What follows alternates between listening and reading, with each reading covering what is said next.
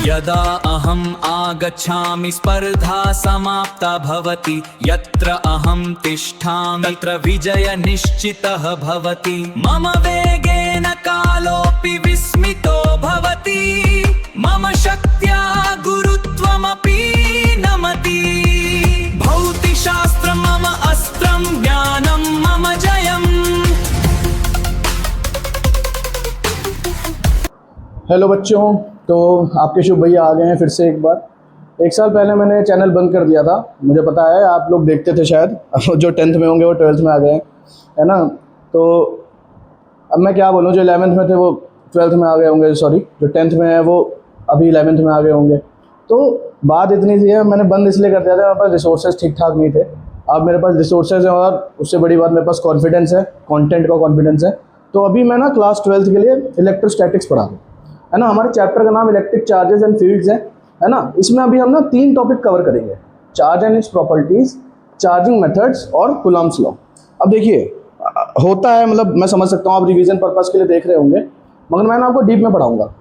तो जो बच्चे डीप में नहीं पढ़ना चाहते हैं ना, वो अभी निकल सकते हैं यहाँ से बिल्कुल आराम से, वो कोई इशू नहीं है। मगर वो बच्चा जो पढ़ना चाहता है, जो सच में फिजिक्स को ना समझना चाहता है, एक बार मेरे से पढ़ के देखो। शायद जिस चीज़ में माहिर हूँ वही चीज़ मैं कर रहा हूँ इस समय, और हो सकता है मैं 5-6 साल से पढ़ा रहा हूँ और मैंने 6 बार 12th कर ली। इसका मतलब है ना, अब तो पहली बार कर रहे हो, मैंने 6 बार 12th कर ली और मैं इन चीज़ों को आपसे थोड़ा अच्छे से जानता हूँ शायद। तो मेरा जो भी कंटेंट है उसको जितनी इज्जत मिलनी चाहिए उतनी इज्जत दीजिएगा, सिंसियरली पढ़िएगा, है ना, और कुछ अच्छा काम करिएगा और अपने माँ पिता का नाम करिएगा रोशन, ठीक है। अब इसके आगे कुछ और है नहीं, तो अभी हम पहले आगे बढ़ते हैं। राधे राधे सबसे पहले आप सबको, ठीक है। अब मैं पढ़ाता हूँ यहाँ पे इलेक्ट्रिक चार्ज। सबसे पहले हम यहाँ पे बात करेंगे इलेक्ट्रिक चार्ज। किसकी बात करेंगे हम? Electric charge. तो मेरे बच्चों ध्यान से समझेंगे, भाई और बहनों, चार्ज तो आपने पढ़ा है ना, चार्ज तो आपने पढ़ा है। अब देखिए मैं समझना चार्ज क्या होता है। अगर मैं किसी से पूछता हूँ ना तो क्या कहेगा वो, कि भैया जो इलेक्ट्रॉन होते हैं ना, जब वो कंबाइन हो जाते हैं तो उसे हम चार्ज बोल देते हैं, है ना। अब अच्छा, ऐसा होने से क्या चार्ज बन जाता है? तो अगर मैं आपको एक चीज़ समझाने की कोशिश करूँ, अगर एक वायर है ना मेरे पास, एक इमेजिन करते हैं एक वायर है मेरे पास, ये एक वायर है। इस वायर में ना इलेक्ट्रॉन्स होंगे नहीं क्या? मेरे अंदर भी इलेक्ट्रॉन्स हैं, मगर मुझे करंट नहीं लग रहा, मैं किसी को छू रहा हूँ उसे करंट नहीं लग रहा, है ना। तो इलेक्ट्रॉन्स जब तक एक स्पेसिफिक मोशन नहीं अप्लाई करते, एक पर्टिकुलर डायरेक्शन में नहीं जाते, तब तक हम उस चीज़ को इलेक्ट्रिक चार्ज नहीं बोल सकते, ठीक है। अभी हम इस चैप्टर में ध्यान से समझने की कोशिश करेंगे। हम इस चैप्टर में हम इलेक्ट्रोस्टैटिक्स की बात कर रहे हैं। इलेक्ट्रोस्टैटिक्स का मतलब है चार्ज एट रेस्ट। अच्छा, जो चैप्टर 2 है ना कैपेसिटेंस वाला, वो भी यही बोल रहा है, चार्ज एट रेस्ट के बारे में बात करेगा वो भी। तो अभी फिजिक्स ना कुछ इस तरीके से डिजाइन करी गई, पहले आप एक बार चार्ज को समझो। मगर देखो हम पहले ही चैप्टर स्किप कर देंगे तो मजा नहीं आएगा, ठीक है। अच्छा, इनफ ऑफ दिस भाषण, अब हम आगे बढ़ते हैं। तो इलेक्ट्रिक चार्ज होता क्या है? इलेक्ट्रिक चार्ज ना एक इंट्रिंसिक प्रॉपर्टी है। क्या है? इलेक्ट्रिक चार्ज इंट्रिंसिक प्रॉपर्टी है किसी भी एलिमेंट्री पार्टिकल की। इंट्रिंसिक प्रॉपर्टी क्या होती है? जो अपने आप आती है। जैसे मेरा नेचर है ना, मेरा नेचर थोड़ा गुस्से वाला है, बच्चे डरते हैं मेरे से, तो जैसे मेरा नेचर है ना, वैसे ही थोड़ा सा इंट्रिंसिक प्रॉपर्टी अंदर से आती है ये प्रॉपर्टी, है ना। तो ये अंदर से प्रॉपर्टी आ रही है जिसकी वजह से क्या कर रहा है, वेरियस ऑब्जेक्ट्स पे लोड्स फोर्स लगाता है। क्या करता है? एक इंट्रिंसिक प्रॉपर्टी है जिसकी वजह से वेरियस ऑब्जेक्ट्स पे फोर्स लगाता है। तो इसको हम एक बार लिखते हैं जरा, मेरे साथ डेफिनेशन लिखेंगे और अच्छे से पढ़ेंगे। एक बात ध्यान रखना, हर किसी को सब कुछ नहीं आता है, कुछ ना कुछ नया लेके जाओगे। तो आप सीखना है तो बिल्कुल मैं पढ़ा रहा हूँ, देखिए, ठीक है। It is an intrinsic property, it is an intrinsic property. अगर स्लो लग रहा है ना तो थोड़ा 1.5 पे चला के देख सकते हो आप लोग। It is an intrinsic property due to which the force is applied, या प्रोड्यूस भी कह सकते हैं ना। द फोर्स इज अप्लाइड और प्रोड्यूस्ड बिटवीन वेरियस ऑब्जेक्ट्स। तो बाबू ये आपको समझ में आ गया होगा जो मैं कह रहा हूँ, ठीक है। जो मैं कह रहा हूँ, सॉरी एक बार, जो मैं कह रहा हूँ ये आपको मेरी बात समझ में आई होगी कि वेरियस ऑब्जेक्ट्स के बीच में ना जो फोर्स लगता है वो क्या है? वो इंट्रिंसिक प्रॉपर्टी है, एक इलेक्ट्रिक चार्ज उसे कहते हैं, ठीक है। तो अब मेरी बात को समझने की कोशिश करेंगे। आगे इसकी एसआई यूनिट पहले लिख देते हैं जरा, एक बार इसकी एसआई यूनिट देखते हैं। एसआई यूनिट इसकी क्या होती है जी? कूलम्ब होती है। क्या होती है जी? कूलम्ब होती है, COULOMB। इसको डिनोट किससे किया जाता है? डिनोटेड बाय, ध्यान से देखेंगे, डिनोटेड बाय कैपिटल C, ठीक है, कैपिटल C। सिंबल क्या होता है चार्ज का? अच्छा, चार्ज का सिंबल क्या होता है? चार्ज का सिंबल क्या होता है, चार्ज का सिंबल क्या होता है, ये होता है कैपिटल क्यू। अब मेरी बात को समझेंगे। अब ना हम एक काम करते हैं, डायमेंशंस निकाल लेते हैं एक बार, है ना। डायमेंशंस क्या होंगे इसके, ध्यान से देखेंगे एक बार। डायमेंशंस क्या होंगे इसके, डायमेंशंस क्या होंगे इसके, ध्यान से देखेंगे। मैं इधर हो जाता हूँ। डायमेंशंस क्या होंगे इसके, ध्यान से देखेंगे। डायमेंशन हमने 10th क्लास में पढ़ा है, I = Q/T पढ़ा है आपने, I = Q/T। और 11th क्लास में, 10th क्लास में सॉरी ये पढ़ा है, I am very sorry, 10th class में आपने पढ़ा है I = Q/T। और आपने 10th क्लास में क्या पढ़ा है, सॉरी 11th क्लास में आपने फिर क्या पढ़ा है, 11th क्लास में आपने 7 फंडामेंटल क्वांटिटीज पढ़ी होंगी, है ना। 7 फंडामेंटल क्वांटिटीज पढ़ी होंगी। तो उसमें से एक क्वांटिटी होती है एम्पियर, इलेक्ट्रिक करंट, और एक क्वांटिटी होती है टाइम, है ना। एक क्वांटिटी होती है टाइम, मतलब इसकी यूनिट सेकंड होती है ना। तो ये फिजिकल क्वांटिटीज है जो कि फंडामेंटल क्वांटिटीज है। तो इसकी हम डायमेंशन निकालने के लिए क्या करेंगे, Q = IT करेंगे। ध्यान से देखेंगे, Q = IT के लिए डायमेंशन ऑफ I होता है A और डायमेंशन ऑफ T होता है कैपिटल T। तो ये हो जाएगा मेरे पास 80, ये आ गया आपके पास डायमेंशन। अच्छा, तो भाई इतना समझ में आ गया सर, बिल्कुल आपने जो समझाया। अब एक क्वेश्चन आता है मेरे पास, ध्यान से देखेंगे, इसको जरा सेपरेट कर लेता हूँ एक बार, है ना, सेपरेट कर लेता हूँ। अब मेरे पास एक क्वेश्चन आता है, how many electrons are there in 1 coulomb, एक कूलाम में भाई साहब कितने इलेक्ट्रॉन्स होते हैं ये बता दो, है ना। सीरियसली इसको देखा जाएगा, आप भी देखिए इधर, है ना, जो भी देख रहा है इसको सीरियसली देखेगा कि भाई एक इलेक्ट्रॉन, मतलब एक कूलाम में कितने इलेक्ट्रॉन्स होते हैं, ये हमसे पूछता है, कभी कभी क्वेश्चन पूछता है। 10th क्लास में आना चाहिए वैसे, आपको नहीं आता है तो इट्स ओके, मैं तो हुई, तो समझो, ठीक है। अब ध्यान से देखना, एकदम ध्यान से, कि मैं मानता हूं मैंने एक इलेक्ट्रॉन पे कितना चार्ज होता है जी, मुझे ये पता है 1.6 × 10⁻⁻19 कूलाम होता है सर। एक इलेक्ट्रॉन पे 1.6 × 10⁻⁻19 कूलाम होता है सर, ठीक है। तो अब मैं क्या करता हूँ, मुझे क्या निकालना है, मुझे एक कूलाम में कितने इलेक्ट्रॉन चाहिए निकालने हैं, तो नंबर ऑफ इलेक्ट्रॉन्स निकालने हैं मुझे, क्या निकालना है, नंबर ऑफ इलेक्ट्रॉन्स निकालने हैं। तो नंबर ऑफ इलेक्ट्रॉन्स निकालने के लिए क्या होगा, मैं क्या करूंगा कि एक कूलाम पे 1/1.6, इधर से ना 1.6 × 10⁻⁻19 को नीचे ले जाऊंगा डिवाइड में, इंटू 10⁻⁻19 हो जाएगा। इधर से देखेंगे इसको तो यहाँ पे क्या हो जाएगा, मैं ऊपर 10 × 10⁻18 कर देता हूँ और डिवाइड बाई 1.6 कर देता हूँ, ठीक है। तो 1 कूलाम = अच्छा, अब आप अगर शेयर हो ना तो इसको डिवाइड करके देखो। वैसे अगर आप डिवाइड करोगे तो सिंपल सी बात है, 6.25 × 10⁻18 इलेक्ट्रॉन्स आपको मिलेंगे। समझ पा रहे हो क्या, समझ पा रहे हो क्या। तो एक कूलाम में ना, एक कूलाम में कितने इलेक्ट्रॉन्स है, देखो 625 के बाद ना 16 जीरो लगा दो, 625 के बाद 16 जीरो लगा दो, इतने सारे इलेक्ट्रॉन्स हैं एक कूलाम में। देखो भाई बहुत बड़ी यूनिट है इसलिए हम इसको ना मिली कूलाम, माइक्रो कूलाम में डील करते हैं ज़्यादातर। आपको जो क्वेश्चंस मिलेंगे ना उसमें मिली कूलाम या माइक्रो कूलाम होगा। अच्छा हाँ, क्वेश्चन से याद आया, हम क्वेश्चन कैसे करेंगे, तो जो ये मैं सीरीज चला रहा हूँ, इस सीरीज का नाम है एहसास ए फिजिक्स, ठीक है। और मैं ये ट्राई करना चाहता हूँ कि जितना मेरे अंदर नॉलेज मैं आप सबको दूँ। अब देखो थ्योरी तो मेरे से अच्छा लोग करवा लेंगे ना, मेरे से अच्छा रिप्रेजेंटेशन है, सब थ्योरी बहुत अच्छा सा एक सिस्टम से हो जाएगी। मैं क्या देना चाहता हूँ, मैं ना इसको एक स्ट्रक्चर देना चाहता हूँ। मैं जब ये सीरीज चलाऊंगा ना तो मैं थ्योरी एक साथ करवाऊंगा और ना बहुत अच्छे एकदम बेहतरीन न्यूमेरिकल्स डालूंगा अगले वीडियो में, इसके साथ के वीडियोस में। थ्योरी के वीडियोस अलग चलेंगे, है ना, और न्यूमेरिकल्स के वीडियोस अलग चलेंगे। इनकी पूरी प्लेलिस्ट आपको मिलेगी। मैं धीरे धीरे, अभी तो बिल्कुल स्टार्टिंग है, मैं एकदम स्टार्ट कर रहा हूँ, ठीक है। तो आप देखिएगा, आपको एकदम स्ट्रक्चर मिलेगा अच्छे से। और 12th के एंड तक मैं कोशिश करूंगा कि मैं सारी थ्योरी तो मैं कंप्लीट करवा दूंगा। मैं कोशिश करूंगा कि आपके सारे न्यूमेरिकल्स जो होंगे ना, जितने भी पॉसिबल होंगे, देखिए एकदम लो से लेके हाई एडवांस लेवल तक के क्वेश्चन मैं करवाने की कोशिश करूंगा। हाँ मुझे आते हैं, मैं करवा सकता हूँ, ठीक है। हाँ बस अभी प्लेटफॉर्म नहीं है मेरे पास, जिस दिन हो जाएगा उस दिन देखना, मज़ेदार तुम फिजिक्स देखना यार, एहसास हो जाएगा तुम्हें, ठीक है। अब आगे समझते हैं, ठीक है। तो इधर देखो 6.25 × 10⁻18 इलेक्ट्रॉन्स हो गए, ठीक है। तो अब इसके बाद मेरे पास क्या था, अच्छा अब हम बात करते हैं इलेक्ट्रिसिटी की। क्या हम बात करते हैं, हम बात करते हैं इलेक्ट्रिसिटी की। इसकी बात करते हैं इलेक्ट्रिसिटी की। व्हाट इज इलेक्ट्रिसिटी, अब बोलो भाई, मूवमेंट ऑफ चार्ज, क्या बोलते हो, movement of charge from one body to another is called electricity. नहीं बाबू, अभी हम पढ़ रहे हैं स्टैटिक चार्ज के बारे में। तो अभी हम मूवमेंट की बात को कम करते हैं, थोड़ा सा शेयरिंग कह लोगे, है ना। तो यहाँ ना समझो, मेरी बात को समझो। यहाँ पे ना दो तरीके की, मतलब इलेक्ट्रिसिटी जो होती है ना, यहाँ पे किस तरीके से आती है, रबिंग करके आती है। किस तरीके आती है, रबिंग करके आती है, ठीक है। जैसे हम मान लेते हैं ये ग्लास रॉड है ना, इस ग्लास रॉड को मैंने रब किया सिल्क से, तो सिल्क से रब करने के बाद क्या पता चलेगा कि इसमें पॉजिटिव चार्ज आ गया, ठीक है। अच्छा, अभी इसके बाद मैंने इसी प्लास्टिक को, मान लेते प्लास्टिक रॉड है, उसको मैंने फिर सिल्क से रब किया। तो सिल्क से जब मैंने उसे रब किया तो मुझे क्या पता चला, मुझे पता चला इसमें तो नेगेटिव चार्ज इंड्यूस हो गया, है ना। मेरी बात को समझ पा रहे हो, ध्यान से समझो कि जब मैंने इसको ग्लास को सिल्क से रब किया तो मेरे पास पॉजिटिव चार्ज आ गया, और जब मैंने इसको ही उससे सिल्क से किया प्लास्टिक को तो मेरे पास नेगेटिव चार्ज आ गया।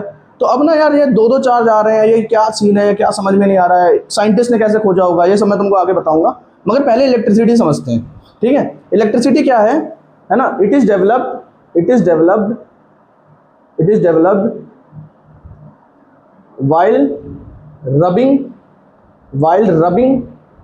while rubbing of any object, it starts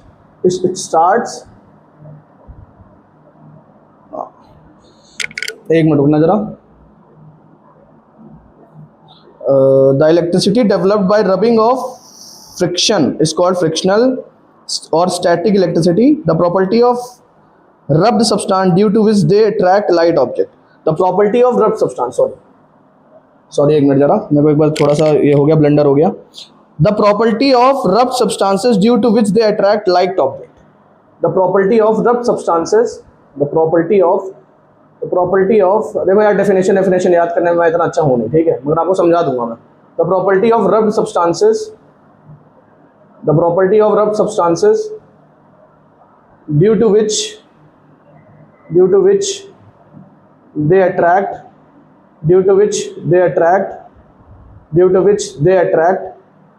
various light objects. मेरे साथ साथ नोट्स बनाएंगे, और नोट्स देखना सब। मतलब एक चीज़ अच्छी फायदा क्या हो जाएगा आपके साथ कि आपके नोट्स भी बनते जाएंगे, जो भी इंपॉर्टेंट चीज़ें साथ में बनते जाएंगे। नोट्स के लिए कोई पीडीएफ की जरूरत नहीं पड़ेगी, अगर लिख पाते हो ना पेन पेपर लेके ही बैठना, बकवास करने नहीं बैठे हो, ठीक है। तो देखो, the property of rubbed substance due to which they attract various light object, इसको हम कहते हैं इलेक्ट्रिसिटी, ठीक है।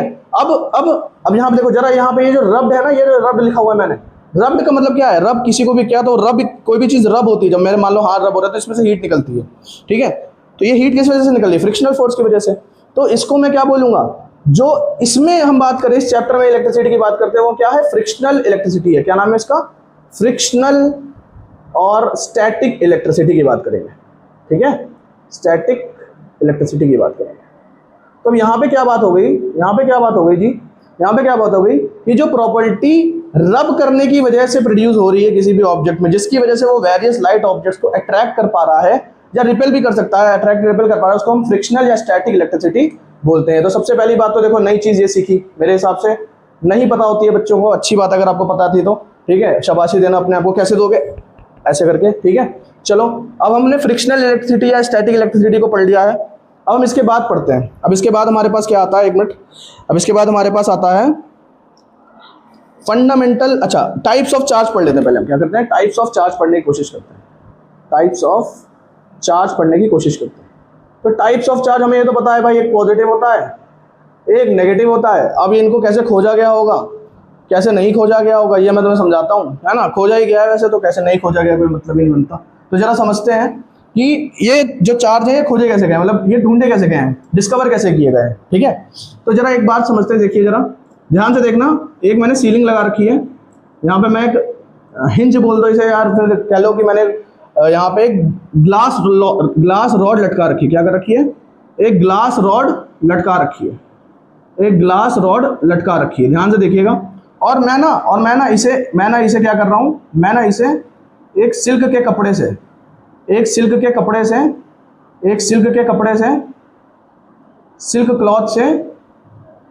क्लॉथ से रब कर रहा हूँ, सिल्क क्लॉथ से रब कर रहा हूँ। अब क्या होगा, मेरी बात को समझने की कोशिश करिएगा। जैसे मैं इसको सिल्क क्लॉथ से रब करूंगा और यहाँ पे क्या होने लगा, धीरे धीरे पॉजिटिव चार्ज आने लगेगा। और जैसे ही आप रब खत्म करोगे तो आप यहाँ पे पॉजिटिव चार्ज देखोगे इस ग्लास रॉड में। इसके लिए ग्लास रॉड में आप एक पॉजिटिव चार्ज देखोगे, ठीक है, ग्लास रॉड में आप एक पॉजिटिव चार्ज देखोगे। तो मेरी बात को समझने की कोशिश करिएगा कि अब इसके बाद क्या होगा। अब मैंने एक काम किया, मैंने ना एक और ऐसे ही लिया हिंज, मतलब ऐसे लटकाया इसको। इस बार मैंने लटकाया प्लास्टिक रॉड को, इसको लटकाया प्लास्टिक रॉड, ठीक है, प्लास्टिक रॉड, इसको लटकाया प्लास्टिक रॉड को। हाँ, अगर आप देखो यार, मैं थोड़ा धीमे पढ़ाता हूँ, ठीक है, क्योंकि मेरे को कॉन्सेप्ट सही करवाने होते हैं। अगर आपको चाहिए कि भाई बहुत तेज तेज पढ़ाओ तो आप स्पीड बढ़ा लो, और अगर स्पीड भी नहीं बढ़ाना चाहते हो ना तो स्किप कर दो आगे को थोड़ा सा, कोई दिक्कत नहीं है, ठीक है। प्लास्टिक रॉड को मैंने क्या किया, रब किया। मैंने क्या किया, सिल्क क्लॉथ से प्लास्टिक रॉड को रब किया, सिल्क क्लॉथ से रब किया फिर से। तो अब यहाँ पे क्या हो रहा है, मुझे ऑब्जर्व होगा कि नेगेटिव नेगेटिव नेगेटिव चार्ज आ रहा है। क्या आ रहा है, नेगेटिव चार्ज आ रहा है। तो इसको मैंने ऐसे जब बनाया तो यहाँ पे क्या किया, नेगेटिव चार्ज लगा दिया, और इस नेगेटिव चार्ज को मैंने बोल दिया ये यहाँ पे प्लास्टिक रॉड के ऊपर नेगेटिव चार्ज आ रहा है। अच्छा, अब ये पहचाना कैसे गया कि भाई ये नेगेटिव था, ये पॉजिटिव था, ये कैसे पहचाना गया, मेरी बात को समझने की कोशिश करिएगा। जब मैंने ग्लास रॉड को ऐसे ही एक चार्ज ग्लास रॉड से पास में लेके आया तो ये क्या होने लग गया, ये रिपेल करने लग गए। जब इस ग्लास रॉड को मैं ऐसे ही एक और ग्लास रॉड के पास लेके आऊंगा तो ये रिपेल करने लगेंगे। ऐसे ही मैं जैसे इस प्लास्टिक रॉड को ऐसे ही एक प्लास्टिक रॉड के साथ लेके आऊंगा तो ये फिर से रिपेल करने लगेंगे, है ना। और एक समझो जरा, जैसे मैं इनको पास में लेके आऊंगा ये क्या करने लगेंगे, आपस में अट्रैक्ट करने लगेंगे। तो क्या पता चला कि यार जब हम सेम मटेरियल पे जो चार्ज आ रहा है उसको जब हम पास लेके आ रहे हैं तो वो रिपेल कर रहा है, मगर वही जब डिफरेंट मटेरियल पे जो चार्ज आ रहा है उसको हम पास लेके आ रहे हैं तो क्या कर रहा है, वो अट्रैक्ट कर रहा है। इसका मतलब, अच्छा, इससे पहले ना मैग्नेटिज्म खोजा जा चुका था। अगर आपको नहीं पता है तो थोड़ा सा अगर आप हिस्ट्री पढ़ोगे फिजिक्स की या साइंस की, ठीक है, तो इसमें इससे पहले मैग्नेटिज्म खोजा जा चुका था। और नॉर्थ पोल और साउथ पोल हमें पता था, और हमें ये भी पता था कि जो ये मैग्नेट में जो नॉर्थ साउथ अट्रैक्ट करते हैं और नॉर्थ नॉर्थ या साउथ साउथ रिपेल करते हैं। तो यहाँ पे हमारे पास क्या समझ में आ गया कि ग्लास रॉड पर और ये प्लास्टिक रॉड पर चार्ज जो अटेन हो रहा है, ये जो चार्ज है दो ही तरीके का है। तो एक को बोल दिया गया पॉजिटिव चार्ज, एक को बोल दिया गया नेगेटिव चार्ज। अब पॉजिटिव चार्ज और जो नेगेटिव चार्ज है मेरे भाई या मेरी बहन, आप सुन रहे हो, तो पॉजिटिव चार्ज और नेगेटिव चार्ज जो है ना, पॉजिटिव चार्ज और जो नेगेटिव चार्ज है ना, ये कैसे प्रोड्यूस हो रहा है, इसके ऊपर जो हम साइंस आजकल पढ़ते हैं वो क्या होता है कि भाई मैंने जब सिल्क रॉड को घिसा, जब मैंने ग्लास रॉड को सिल्क क्लॉथ पर घिसा तो क्या हुआ, ये ग्लास रॉड से इलेक्ट्रॉन्स किस में पहुंच गए, ग्लास रॉड से इलेक्ट्रॉन्स पहुंच गए सिल्क क्लॉथ में। तो इस वजह से यहाँ पे पॉजिटिव चार्ज डेवलप हो गया, है ना। थोड़ा मैं ब्लंडर कर रहा हूँ, मैं मानता हूँ, उसके लिए सॉरी यार। मैं बहुत दिनों बाद वीडियो बना रहा हूँ तो थोड़ा ऐसे कैमरे की आदत नहीं, बच्चे बैठे हो तो मजा आता है, but I am so sorry अगर आपको लग रहा हो थोड़ा सा ब्लंडर हो रहा है मुझसे, सॉरी। तो अगर मैं ग्लास रॉड में ना ग्लास रॉड को सिल्क क्लॉथ के ऊपर रब करता हूँ, है ना, तो क्या होगा, हम कहते हैं कि यहाँ से इलेक्ट्रॉन्स किस में चले गए, यहाँ से इलेक्ट्रॉन्स सिल्क क्लॉथ में चले गए। तो इस वजह से यहाँ पे पॉजिटिव चार्ज डेवलप हुआ। अब यहाँ पे मैं क्या बोलूंगा, यहाँ पे मैं बोलूंगा कि भाई मैंने क्या किया, मैंने एक प्लास्टिक रॉड को रब किया तो जो सिल्क क्लॉथ के अंदर जो इलेक्ट्रॉन्स थे वो प्लास्टिक रॉड के अंदर आने लग गए। तो इस वजह से यहाँ पे नेगेटिव चार्ज डेवलप हो गया, है ना, नेगेटिव चार्ज डेवलप हो गया। तो क्या मेरे भाई या मेरी बहन आपको टाइप्स ऑफ चार्ज समझ में आया, टाइप्स ऑफ चार्ज समझ में आया? तो मेरे हिसाब से इतना आ गया। अगर आप चाहते हो तो आप स्क्रीनशॉट ले लो, मैं 2 मिनट को हट जाता हूँ, जल्दी से आप स्क्रीनशॉट ले सकते हो, ठीक है।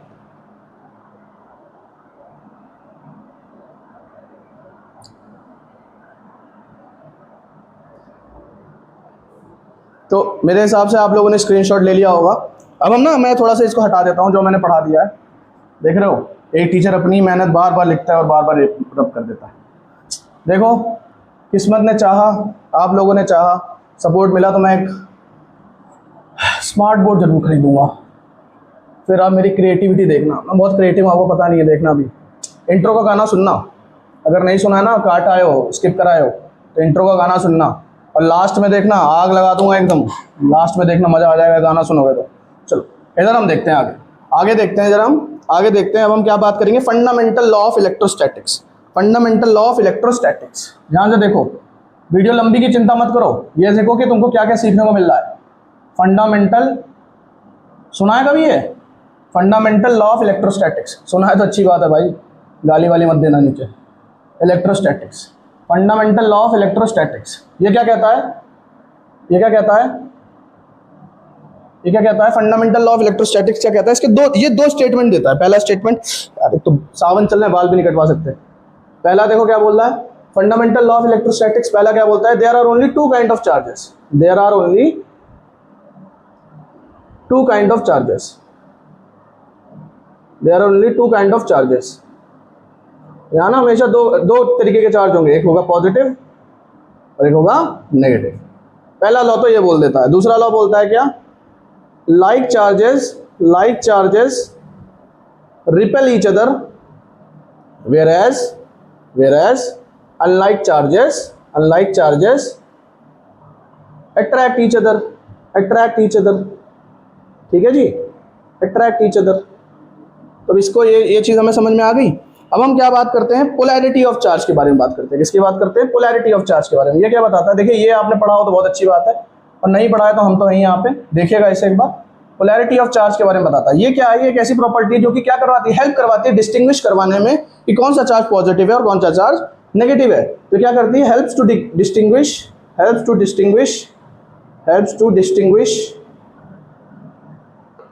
Distinguish between positive and negative charge, helps to distinguish between positive and negative charge। ठीक है, helps to distinguish between positive and negative charge। polarity of charge ये बताता है आपको। ठीक है, अब इसके आगे जरा हम एक बार देख लेते हैं, कंडक्टर्स एंड इंसुलेटर्स की बात कर लेते हैं। जल्दी जल्दी करते हैं ना, ये सब इतना देखो इंपॉर्टेंट है नहीं मेरे भाई। ठीक है, इतना इंपॉर्टेंट ये है नहीं। कंडक्टर्स क्या होते हैं, देखो इंपॉर्टेंट तो है मगर ये बहुत बार पढ़ा है आपने यार, 9th में 8th में यार, है ना। तो मैं समझता हूँ ये इतना इंपॉर्टेंट है नहीं। कंडक्टर्स क्या है भाई, अब मैं इसकी डेफिनेशन लिख रहा, मैं बोल दे रहा हूँ, है ना, आप स्लो करके लिख लेना। कंडक्टर्स क्या है, conductors are the substances which allow electricity या electric charge to pass easily, है ना। चलो लिख देते हैं, कंडक्टर्स आर सब्सटेंसेस या आर सब्सटेंसेस। देखो जितना अभी तक आता है ना सब कुछ खाली कर दो, अभी हम बहुत अच्छे से, बहुत मजा आने वाला है पढ़ने में। तो यार मैं बहुत एक्साइटेड हूँ आपको वो चीज़ पढ़ाने में, आप भी प्लीज उसी हिसाब से पढ़ना। ठीक है, are substances which allow electric charge to pass easily, ठीक है, टू पास इजीली। ठीक है, इंसुलेटर्स क्या होते हैं, आर सब्सटेंसेस या आर ऑब्जेक्ट्स, है ना, are substances which doesn't allow electric charge to pass easily।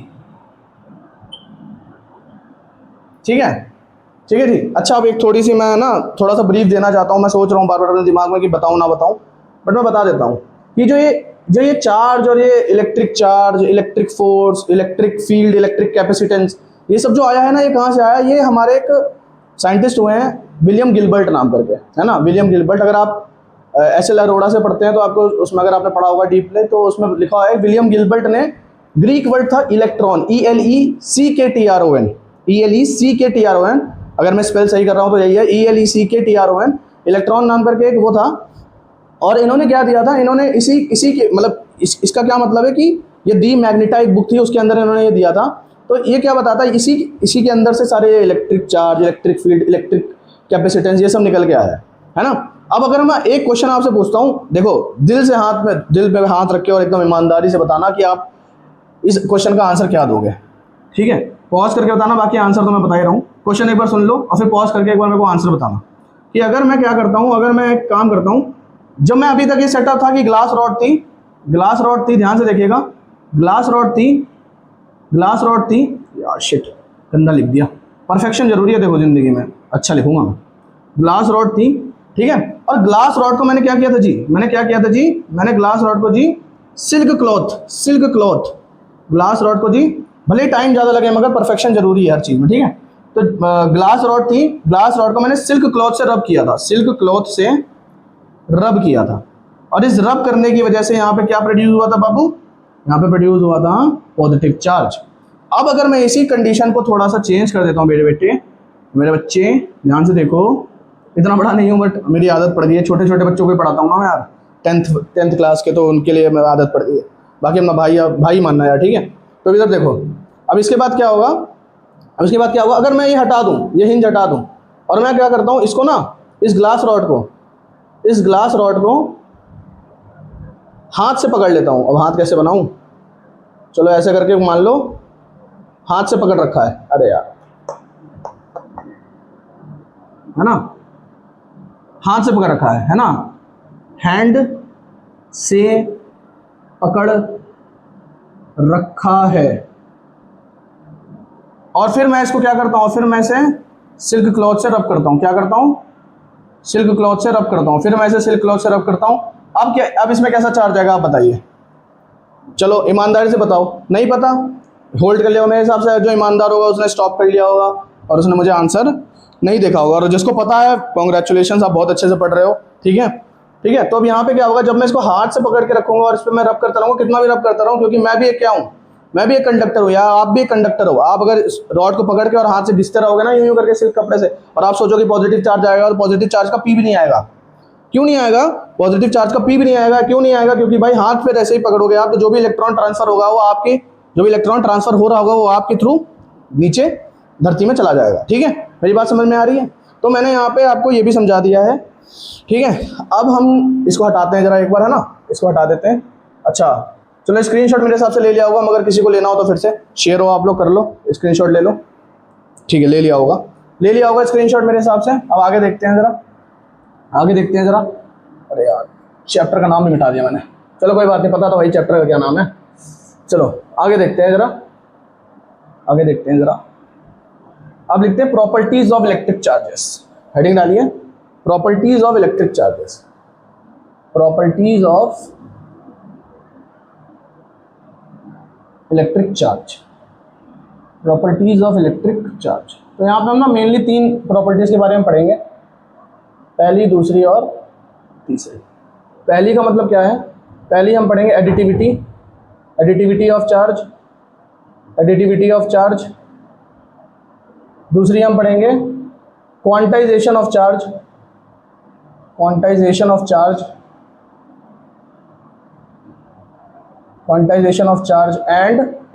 And बताइए additivity of charge, quantization of charge and conservation of charge. ठीक है, तो एडिटिविटी ऑफ चार्ज क्या कहती है? पहले इसकी ना डेफिनेशन लिख लेते हैं, चलो यहीं से लिखते हैं, ठीक है। एडिटिविटी ऑफ चार्ज क्या कहती है? द चार्ज, या टोटल चार्ज लिखते हैं, total charge is the algebraic sum of total charge is the algebraic sum of the individual charge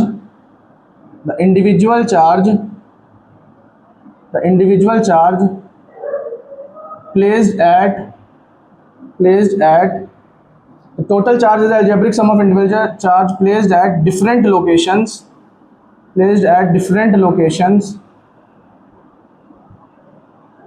in the system के अंदर डिफरेंट लोकेशन में जितना भी चार्ज है, ये उसका algebraic sum है जी।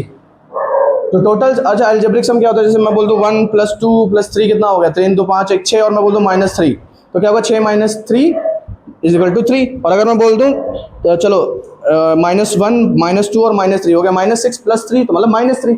तो वैसे ही जो यहाँ पे आपको चार्ज जहाँ पे मिले ना, ये आपको चीख के कह रहा है चार्ज कि भाई मुझे जैसा हूँ वैसा जोड़ दे, देखो ये रहा आपका सिस्टम।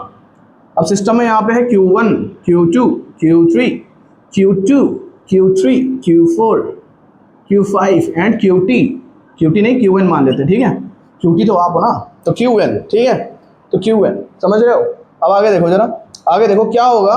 तो यहाँ पे जो Qn होगा ना, वो क्या होगा? जो टोटल चार्ज होगा ना, वो क्या होगा? या हम कह सकते हैं QT जो होगा ना, टोटल चार्ज हम QT बोल देते हैं, इसको हम टोटल चार्ज बोल देते हैं। तो टोटल चार्ज होगा ना, वो इसको जोड़ने से Q1 + Q2 + Q3 + Q4 तो जोड़ते Qn तक आ जाएगा,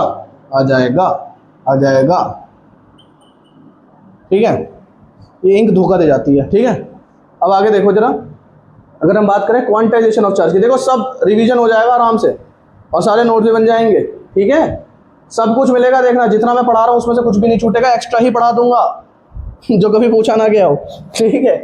क्वांटाइजेशन ऑफ चार्ज की बात करते हैं, देखिए जरा क्वांटाइजेशन ऑफ चार्ज की बात करते हैं। अब इसका क्या मतलब है? अगर मैं बोलूँ कि मेरे पास ना एक लड़का है पपलू, और मैंने पपलू के पास दुकान है पपलू की, मान लेते हैं, और मैं उसके पास जाता हूँ, मैं बोलता हूँ मेरे भाई मुझे ना एक लेस दे दो, एक चिप्स का पैकेट दे दो, चिप्स का। तो मैं उससे बोलूँगा भाई एक लेस दे दो, तो वो बोलेगा भैया ये लेस तो 5 रुपये का है, मेरे पास मान लेता हूँ उस समय 2.5 रुपये हैं। मैं कहता हूँ एक काम कर, इसका आधा दे दे मुझे, तो क्या वो मुझे दे देगा? पपलू मुझे झपलू बना के मारेगा, समझ रहे हो? पपलू मुझे झपलू बना के मारेगा।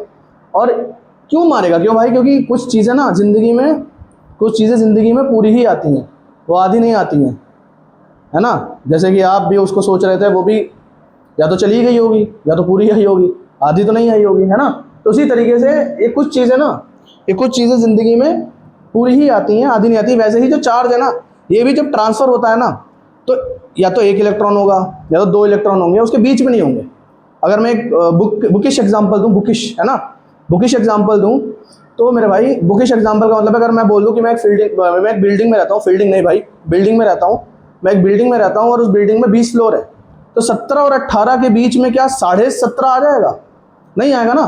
तो वो ऐसे ही इसी तरीके से जो क्वांटाइजेशन ऑफ चार्ज है, ये क्या कहता है कि जो भाई Q है ना इजिकल्स टू एन ई है, Q is equals to n e है। तो यहाँ पे जो n है ना, ये n है ना, ये 0 हो सकता है, +-1 हो सकता है, +-2 हो सकता है, +-3 हो सकता है, +-4 हो सकता है, और ऐसे करके बहुत सारा हो सकता है।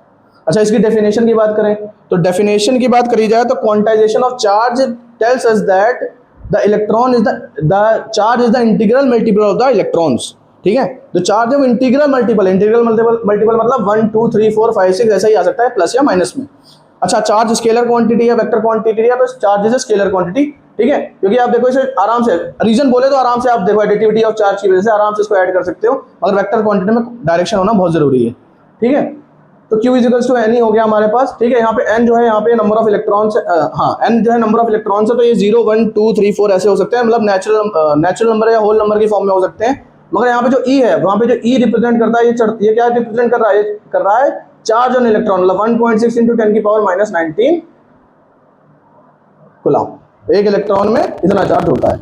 अच्छा, अब अगर जब मैं इसकी बात करूं कि मल्टीप्लाई करके, भाई मल्टीप्लाई करके, अच्छा कुछ बच्चों को कंफ्यूजन होता है, देखो ध्यान से सुनो, ध्यान से देखो, आग लगा दो एकदम, ठीक है, मत लगाना, पढ़ोगे कैसे फिर। ठीक है, अब इधर देखो, इधर ध्यान से देखो जरा, ये कुछ बच्चों को कंफ्यूजन होता है कि जब मल्टीप्लाई कर देंगे ना, तो फिर यार ये कुछ अजीब सी वैल्यू आती है सर, ये 2.3 कूलम दे देता है, 2.3 माइक्रो कूलम दे देता है, मगर आपने तो बोला था कि भैया ये 1 2 3 4 में आएगा। तो मेरे बाबू एक बात समझो, ये जो है ना, मान लेते पपलू था ना, पपलू के पास जो पैकेट था, ध्यान से समझना मेरे भाई, पपलू के पास जो पैकेट था उसमें मान लेते हैं 5 रुपए के पैकेट में 10 कुरकुरे आते हैं। अच्छा, लेस के पैकेट में कुरकुरे कैसे आ जाएंगे? तो 10 चिप्स आते हैं, 10 चिप्स लेस के पैकेट में 10 चिप्स आते हैं। तो इस 10 चिप्स में था ना, अगर मैं बोलूँ 10 चिप्स आते हैं, तो एक पैकेट में 10 चिप्स, मतलब पैकेट मैंने कितना खरीदा? पैकेट मैंने एक खरीदा, उसमें चिप्स कितने थे? 10 थे भाई, है ना। वैसे अगर मैं बात करूँ कि भाई मेरे पास अगर मैं खरीद लेता हूँ 5 पैकेट, मैंने खरीदे 5 पैकेट हैं, जैसे कि इलेक्ट्रॉन आए 5 है मान लो किसी भी ऑब्जेक्ट से, है ना, मैंने खरीदे 5 पैकेट है, मगर मेरे पास टोटल चिप्स कितने हैं? वो कितना हो जाएगा? 5 × 10 मतलब 50 हो जाएगा। उसी तरीके से 5 × 1.6 × 10⁻⁻19 हो जाएगा। मेरी बात समझ पा रहे हो? मेरी बात समझ पा रहे हो? हैं? मेरी बात समझ पा रहे हो? तो मतलब कितना समझ पा रहे हो मेरी बात? तो यहाँ पे कि इतने, कि ये जो चिप्स है ना, चिप्स तो 50 होंगे, मगर इलेक्ट्रॉन मल्टीप्लाई करके उसकी चार्ज बना देता है, क्यू बना देता है ना। तो वो चार्ज अलग हो सकता है, देखो चार्ज अलग होगा, मगर जो इलेक्ट्रॉन्स आएंगे वो इंटीग्रल आएंगे, इलेक्ट्रॉन्स 1 2 3 4 करके आएंगे, मगर जो चार्ज होगा ना वो हो सकता है कि 2.3 2.5 आ जाए, वो सिग्निफिकेंट फिगर में आप अरेंज कर लेते हो ना, तो उस हिसाब से आता है। मेरी बात समझ पा रहे हो? होप सो भाई मैंने आपको समझाया होगा और आपको समझ में आया होगा, और अगर नहीं समझ में आया तो प्लीज़ दुखी मत होना, मुझे बताना, कमेंट्स में बताना कि भाई सर आप ये वाला टॉपिक नहीं समझा पाए, मेरी कमी निकालोगे तो मैं आपको सिखा पाऊंगा। और मैं बहुत उम्मीदों से पढ़ा रहा हूँ, क्योंकि ये मेरा कह सकते हैं यार, क्या कहूँ बस मैं। ठीक है, चलो छोड़ो ये सब बातें, कभी और बाद में करेंगे ना, मैं फेमस हो जाऊंगा, अभी नहीं करेंगे।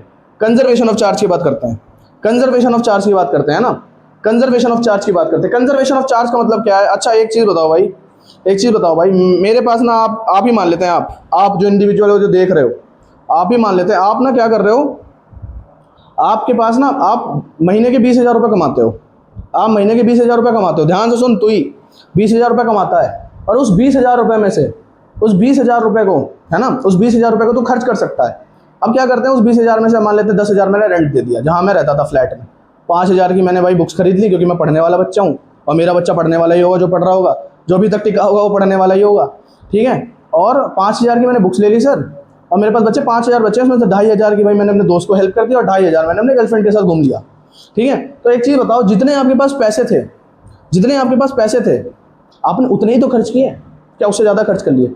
सर दोस्त से मांग लूँगा, चाटा मार दूंगा, ऐसा नहीं होना, ठीक है, किसी से नहीं मांगना, भिखारी नहीं हो आप, हक से छीनो ना, नहीं दोस्त से मत छीनो।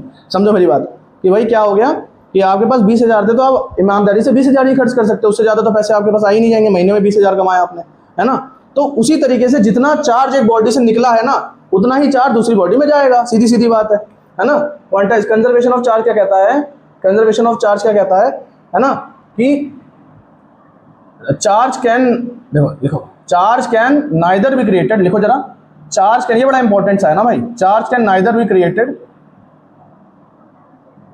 Nor be destroyed. यार मेरी राइटिंग अगर ना समझ में आ रही हो तो यार अच्छा ही लिख रहा हूँ वैसे तो मैं। Charge can neither be created nor be destroyed, it can only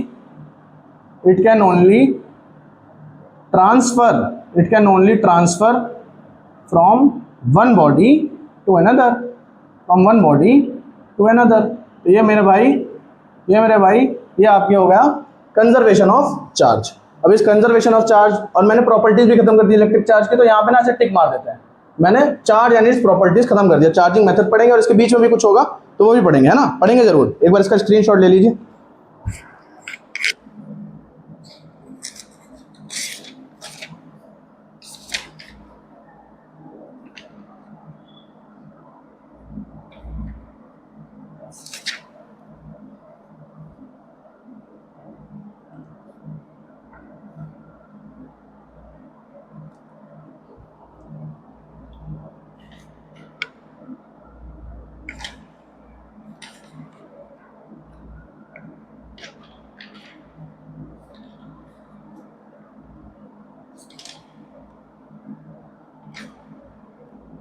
चलो मेरे हिसाब से स्क्रीनशॉट ले लिया होगा, अब आगे हम बात करते हैं।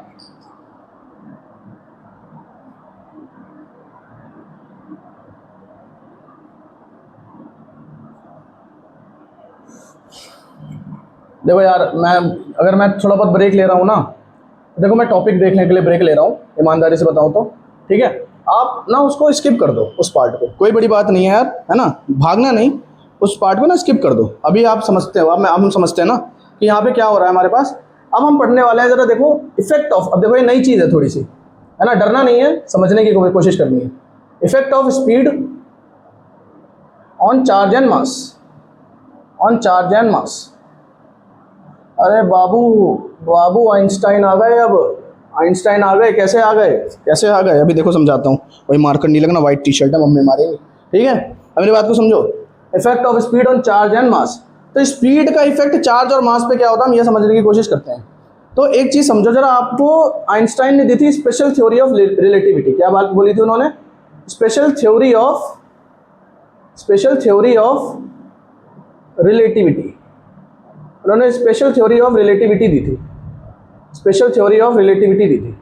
अभी स्पेशल थ्योरी ऑफ रिलेटिविटी क्या बोलती है, ये स्पेशल थ्योरी ऑफ रिलेटिविटी क्या बोलती है कि भाई अगर ना मैं क्या करूं भाई सुनना, अगर मैं मास में ना स्पीड बढ़ाऊं, और मैं जितनी स्पीड बढ़ाता जाऊंगा, एक मास को मैं बहुत ज़्यादा स्पीड देता जाऊं, तो वो एट द एंड कन्वर्ट हो जाएगी एनर्जी में। ये इन्होंने बोला था, जो आप पढ़ते हो E=mc², ठीक है। मगर यहाँ पे हम फॉर्मूला क्या है मेरे पास, ध्यान से देखना जरा, m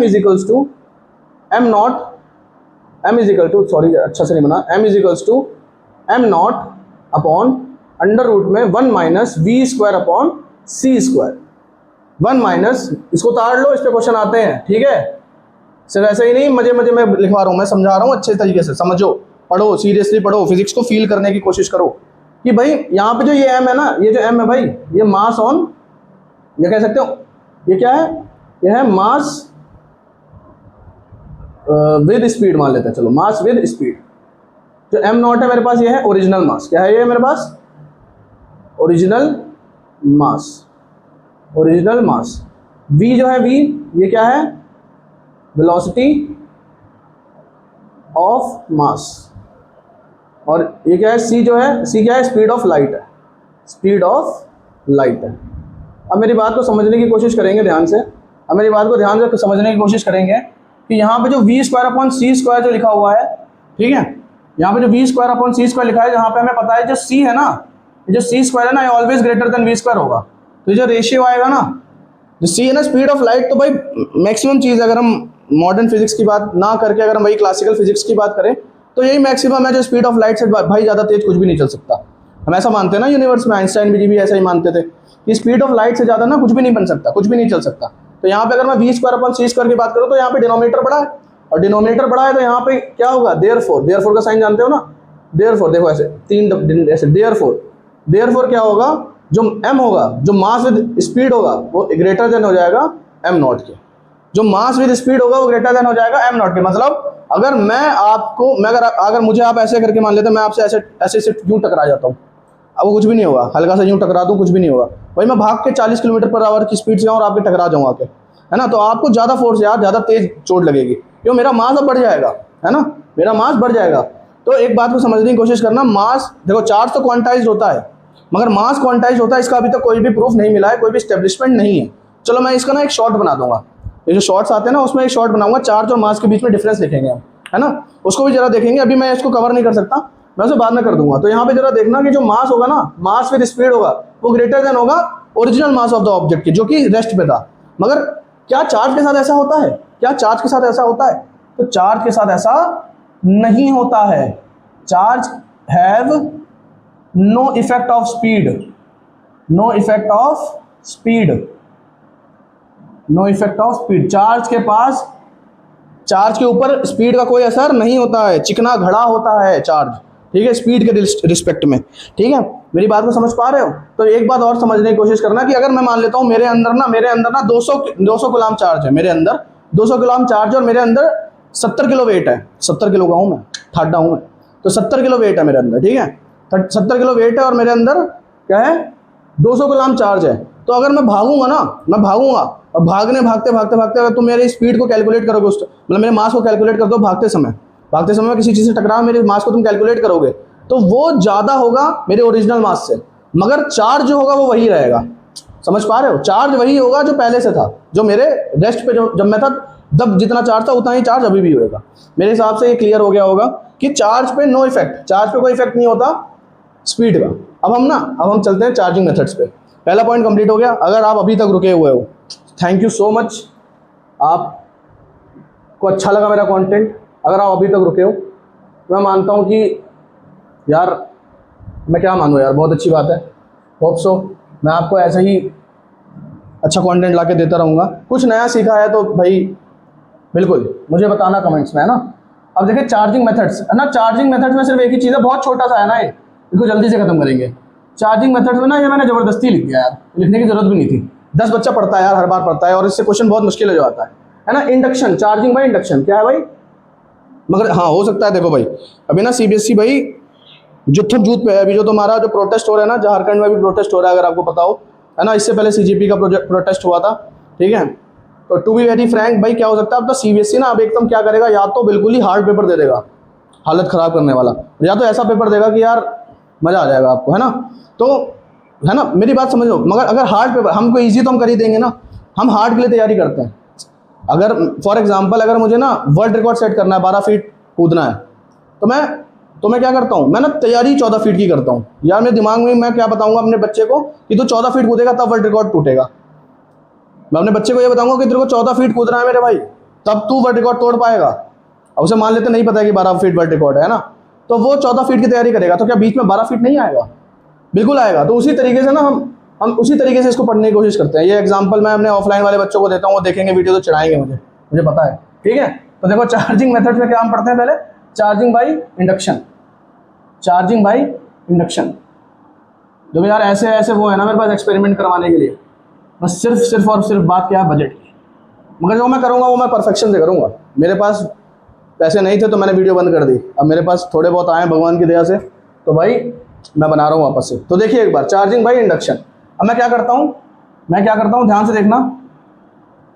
मैं ना एक इंसुलेटेड स्टैंड पे एक बॉल रखता हूँ मेटल की, ठीक है। ये इंसुलेटेड स्टैंड है, मेटल की बॉल है, ये ध्यान रखना। और उसी तरीके से ना मैं इसको एक और बॉल लेता हूँ जिसको मैं कुछ भी नहीं छेड़ता, जिसको मैं जरा सा भी नहीं छेड़ता, और थोड़ी सी सेपरेशन पर रखता हूँ। अब मैं क्या करूँगा, ये इसका बेस मोटा हो गया, चलो कोई बात नहीं, ठीक है। अब मैं यहाँ पे इसके पास में मैं ग्लास रॉड लेके आता हूँ, ग्लास रॉड, जो कि कैसी है, पॉजिटिवली चार्ज है। अब क्या होगा, इसके पॉजिटिव चार्ज होने से, मैंने छुआया नहीं है, देखो अगर ध्यान से देखोगे तो अभी यहाँ पे सेपरेशन भी ज़्यादा है ना, यहाँ पे भी सेपरेशन भी ज़्यादा है। तो अभी मैंने इसको छुआया नहीं है ना, यार इससे कंफ्यूज हो जाओगे यार तुम लोग, इस आर को हटाओ, ठीक है। अभी मैंने इसको छुआया नहीं है, ध्यान से समझना। बस मैं इसको पास में लेके जाऊँगा तो क्या होगा, देखो जरा ध्यान से, तो क्या होगा ध्यान से देखना जरा, यहाँ पे ना जो जितने भी इलेक्ट्रॉन्स होंगे वो इधर फ्री इलेक्ट्रॉन्स होंगे वो इस साइड आने लगेंगे। मेटल रॉड है। अच्छा ये इंसुलेटेड स्टैंड क्यों है भाई साहब, ये इंसुलेटेड स्टैंड क्यों, ताकि सारा चार्ज नीचे ना बह जाए। अगर मैं इसको हाथ में पकड़ के बैठा रहूँगा ना तो ये सारा चार्ज नीचे बहता जाएगा, ये चार्ज ही नहीं हो पाएगी। समझ पा रहे हो मेरी बात को। और इधर मैंने पॉजिटिव चार्ज इंड्यूस होने लगेगा इस साइड में, ठीक है, इस साइड में इंड्यूस होने लगा। अब इधर देखो जरा, इस वाले ग्राफ में, मतलब फिगर में, सॉरी डायग्राम में, इधर देखते हैं जरा, ध्यान से देखिएगा। मैं ना इसको पास में ले आता हूँ, एकदम छुआऊंगा नहीं, बिल्कुल पास में ले आऊँगा ना। मतलब जैसे वो आई थी ना, बिल्कुल पास आई थी, मगर वो मेरी नहीं हो पाई थी। अरे यार ऐसा कुछ नहीं है, ठीक है। देखो तो इसी तरीके से ठीक है, इसी तरीके से मैं मजाक के लिए कहता हूँ, ऐसा कुछ नहीं है भाई, ठीक है। तो यहाँ पे अब क्या हो जाएगा, ग्लास रॉड को मैंने अभी हटा लिया, इसको पास में ले आया तो क्या होने लगेगा, यहाँ पे negative negative negative negative negative negative negative, positive positive positive develop होएगा। और इधर इधर इस पॉजिटिव की वजह से यहाँ पे नेगेटिव आएगा, इस पॉजिटिव की वजह से यहाँ पे नेगेटिव आएगा, और ये वाला नेगेटिव इधर ही रहेगा। अब मैं क्या करता हूँ, अलग कर देता हूँ दोनों को, सेपरेट कर देता हूँ, दूर कर देता हूँ, भगा देता हूँ एक दूसरे से भगा देता हूँ। देखो क्या होगा, इसकी पे जो चार्ज इंड्यूस हुआ है वो सारा नेगेटिव है, क्योंकि भाई क्या कौन सा चार्ज इंड्यूस हुआ था, नेगेटिव वाला चार्ज जो इंड्यूस हुआ था वो इस साइड आ जाएगा। और इस पे कौन सा चार्ज हुआ था, पॉजिटिव इंड्यूस हो रहा था, इधर देखो पॉजिटिव इंड्यूस हो रहा था, तो यहाँ पे पॉजिटिव अपोजिट भाग जाएगा, इस साइड आ जाएगा मान लो, ठीक है। अब क्या होगा, अब ध्यान से देखना, अब क्या होगा, मैंने इनको अलग कर दिया, बिल्कुल अब बिल्कुल ही दूर दूर कर दिया, अलग अलग बैठा दिया, छोटा ही होता जा रहा है धीरे धीरे, मैंने दूर दूर बैठा दिया, ठीक है। तो यहाँ पे क्या होगा, ये नेगेटिव चार्ज हो जाएगा और ये पॉजिटिव चार्ज हो जाएगा। तो मैंने बिना इनको टच करवाए इनको क्या कर दिया, चार्ज कर दिया, है ना। इसे ही कहते हैं मोटिवेशन, जो मैं आपको यहाँ से दे रहा हूँ। पहले मोटिवेशन लो, अच्छे से पढ़ो, फिजिक्स को समझो, एहसास फील लो इसका, है ना। सेंसिटिव बनो फिजिक्स के साथ, है ना। जैसे कहते हैं ना, मेरा बच्चा बड़ा सेंसिटिव है, वैसे फिजिक्स के लिए आप सेंसिटिव होने चाहिए। हर एक टॉपिक को खा जाओ यार, मजा आ जाएगा तुम्हें, समझो मेरी बात को। तो इधर नेगेटिव और इधर पॉजिटिव, तो ये हो गया चार्जिंग बाई इंडक्शन, है ना। अब इसके बाद और ज़्यादा मेरे हिसाब से कुछ पढ़ाने वाला इसमें है नहीं, ठीक है, इसके ज़्यादा कुछ पढ़ाने वाला है नहीं, ठीक है। एक मिनट में और चीज़ देख लेता हूँ ज़रा सा, ये भी हो गया है, ठीक है। अब ना हम डायरेक्ट चलते हैं कूलम्ब्स लॉ। तो भाई मेरे भाइयों और मेरी बहनों, इतना टाइम मैंने यहाँ कंज्यूम किया, उसके लिए बहुत मैं माफ़ी चाहता हूँ, मगर मैंने दिल से आपको पढ़ाया, हो सकता है आपको बोर हुआ हो, वैसे बोर नहीं होना चाहिए, है ना। मगर कोई बात नहीं, अगर बोर हुआ भी है तो कोई बात नहीं, मेरे हिसाब से अगर आप यहाँ तक टिके हैं तो आपने ये भी सीखा होगा। अब मेरे लास्ट टॉपिक बचा है कूलम्ब्स लॉ, इसके बाद, और हाँ भाई मैं कुछ नहीं एडिट वेडिट करने वाला नहीं हूँ, मैं डायरेक्ट वीडियो डालूंगा, मुझे और भी काम होते हैं ना, पेपर बनाने और आपके लिए क्वेश्चन भी तो बनाने हैं, क्वेश्चन सीरीज लेके आनी है अच्छी सी प्यारी सी, है ना। देखना भाई, उसको जरूर देखना, मजा आ जाएगा उसको देख के भाई, बिल्कुल एकदम बेहतरीन, हर एक क्वेश्चन मिलेगा आपको, छोटे से लेकर बड़े लेवल तक का, है ना। देखो पहले बेसिक कॉन्सेप्ट को खा जाओ, मेरी बात को समझो, रेयर पेन कहाँ से आ गया, पहले बेसिक कॉन्सेप्ट को खा जाओ, जब कॉन्सेप्ट आ जाए ना अच्छे से जब कॉन्सेप्ट आ जाए तब क्वेश्चन पे अटेम्प्ट करो, है ना। चलो मैं मानता हूँ हर बच्चा ना इस तरीके से नहीं पढ़ पाता कि उसको क्वेश्चन के बाद, कॉन्सेप्ट के बाद क्वेश्चन चाहिए तुरंत, कॉन्सेप्ट पढ़ा क्वेश्चन, कॉन्सेप्ट पढ़ा क्वेश्चन, कॉन्सेप्ट पढ़ा क्वेश्चन, उस तरीके से पढ़ने से कोई मतलब नहीं। मेरी बात को समझने की कोशिश करो अगर तुम, मेरा क्या कहना है कि पहले एक बार को सारी की सारी थ्योरी, जितने भी चैप्टर्स है ना, पहले ये लिखो टॉपिक्स टू बी कवर्ड, कितने टॉपिक्स हमें कवर करने हैं, कि अच्छा कूलम्ब्स लॉ हो गया, अब इलेक्ट्रिक फील्ड आएगी, इलेक्ट्रिक फील्ड डायपोल मूवमेंट आएगा, ठीक है, फिर electric field at axial and equatorial point आएगा, अच्छा फिर क्या आएगा, गॉस लॉ आएगा जी, गॉस लॉ के एप्लीकेशंस आएंगे, चैप्टर खत्म हो जाएगा, है ना। मैं चाहूँ तो एक ही वीडियो में खत्म कर दूं, मगर नहीं, मैं आपको आराम से पढ़ाना चाहता हूँ, ताकि देखो लेंथ हो मगर कंटेंट बढ़िया हो, एकदम बेहतरीन और स्ट्रक्चर्ड कंटेंट हो। यूट्यूब पे कंटेंट बहुत सारा है, मैंने जो थोड़ा बहुत नोटिस किया है कि यूट्यूब पे कंटेंट बहुत अच्छा यार, मेरे से बहुत बेहतरीन टीचर्स हैं और सबको मेरी बहुत इज्जत है भाई, इतना अच्छा बच्चों को प्रोवाइड करवा रहे हैं। बट न्यूमेरिकल्स के लिए बच्चा कहाँ जाए, मेरे पास आए, मैं आपको न्यूमेरिकल्स की ऐसी सीरीज ला के दूंगा बस, मगर पहले उसके लिए आपको एक ही टीचर से पढ़ना चाहिए ना, जैसे कहते हैं एक ही बुक को फॉलो करो, वैसे ही मैं ये कहना है कि अगर मैंने आपके दिल को छुआ है तो आप मुझे फॉलो करिए और थोड़ा बहुत कोशिश करिए कि आप मेरे से कुछ ना कुछ सीखें, ठीक है। और हम एक अच्छी सी एहसास है फिजिक्स की जो मैंने सीरीज चालू करी है ये मैं कंप्लीट कर पाऊँ, है ना। चलो अब मैं करता हूँ, चार्जिंग मेथड भी हटा देते हैं, अब मैं डालता हूँ कूलम्ब्स लॉ,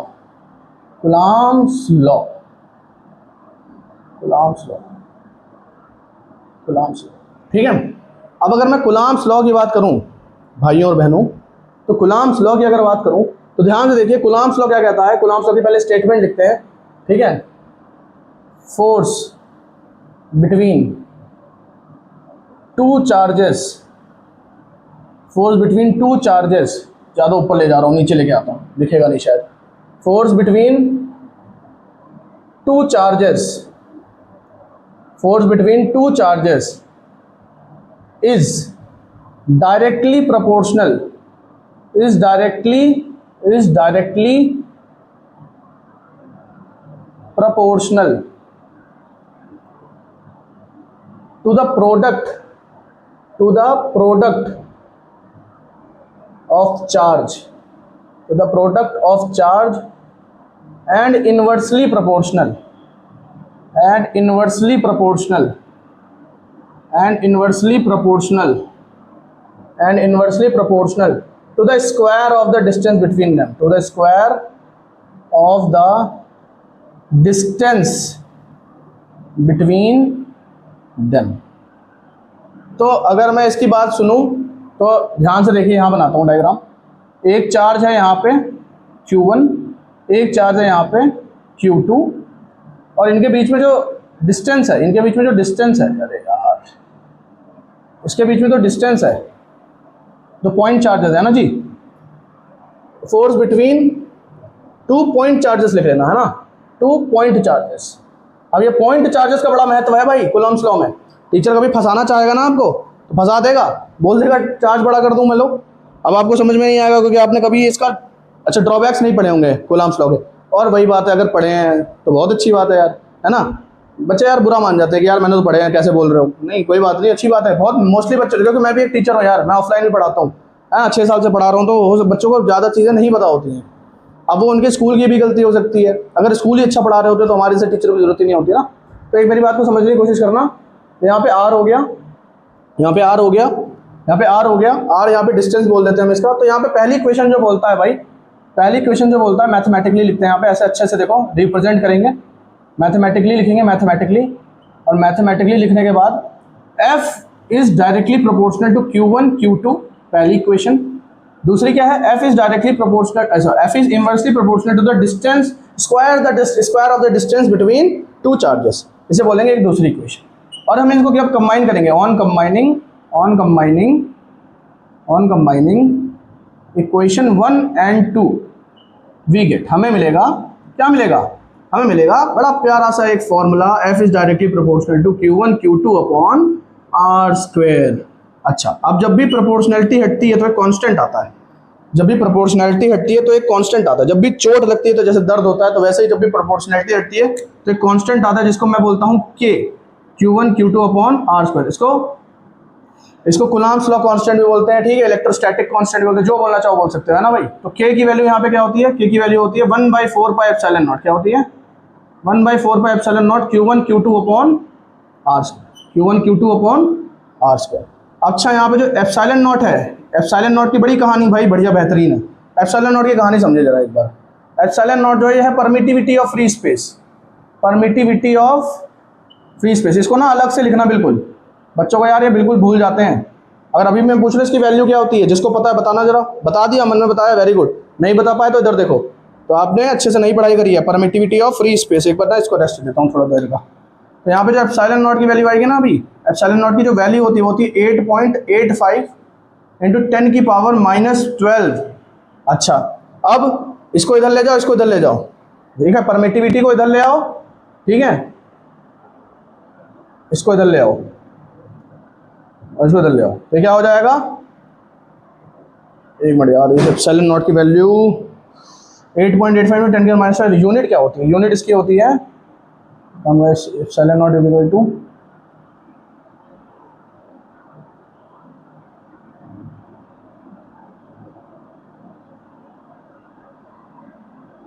तो क्या हो जाएगा ये न्यूटन कूलम्ब स्क्वायर, देखो न्यूटन इनवर्स कूलम्ब स्क्वायर और मीटर इनवर्स, मीटर स्क्वायर मतलब मीटर -2, है ना।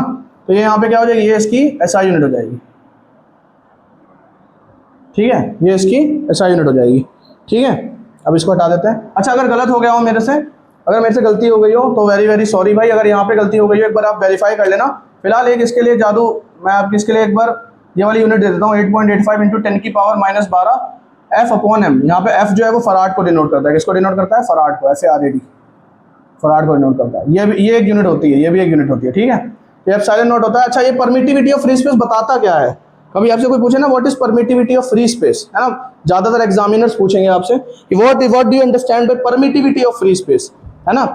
तो परमिटिविटी ऑफ जो फ्री स्पेस होती है ना, ध्यान से समझना, ये हमें बताती है कि तो दो चार्ज है ना, वो वैक्यूम में कितनी अच्छी इलेक्ट्रिक फील्ड क्या कर सकते हैं, बना सकते हैं। समझ पा रहे हो कि दो चार्ज वैक्यूम के अंदर कितनी अच्छी इलेक्ट्रिक फील्ड बना सकते हैं, ठीक है। म्यू नॉट होता है, म्यू नॉट को बोलते हैं परमिटिविटी ऑफ फ्री स्पेस। अब एक मेरी बात को समझने की कोशिश करिएगा अच्छा, इसको ना एक बार वेरीफाई जरूर करना प्लीज, है ना।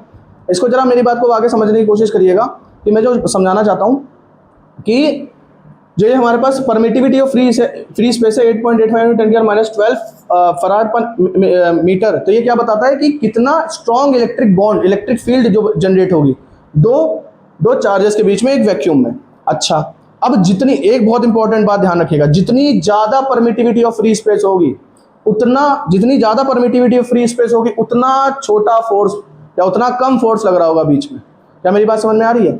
ज़्यादा ग्रेटर वैल्यू आएगी ना परमिटिविटी ऑफ फ्री स्पेस की, तो फोर्स कम लग रहा होगा। मेरे हिसाब से मैंने आपको इतना समझाया और ये समझ में आया होगा आपको, ठीक है। तो यहाँ पे मेरा पास कूलम्ब्स लॉ हो गया। Coulomb's law in vector form करते हैं जरा।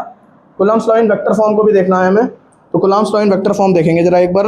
इसका स्क्रीनशॉट ले लो एक बार। अच्छा, इसकी वैल्यू नहीं बताई मैंने, तो अच्छा इसकी जरा वैल्यू बताते हैं। तो जो फराड होती है ना, फोर्स जो होता है ना यहाँ पे, तो फोर्स जो होता है ना, फोर्स में जो यहाँ पे 1/4πε0 है। इसकी वैल्यू क्या है जी? इसकी वैल्यू क्या है? यहाँ पे जो k हम बोलते हैं ना, k = 1/4πε0, इसको ना सेपरेट कर लो। आपको तो दिख ही रहा होगा, इसको ना सेपरेट कर लो, ठीक है। k = 1/4πε0 होता है। इसकी वैल्यू क्या होती है? k = 9 × 10⁻9 न्यूटन होती है। न्यूटन कब होता? अच्छा, ये कब होती है ध्यान से देखते हैं। अब अगर हम बोले डिफाइन वन न्यूटन, या फिर हम कह सकते हैं, हाँ यहाँ पे हम बोल रहे हैं डिफाइन 1 न्यूटन बोल दें अगर हम, ठीक है।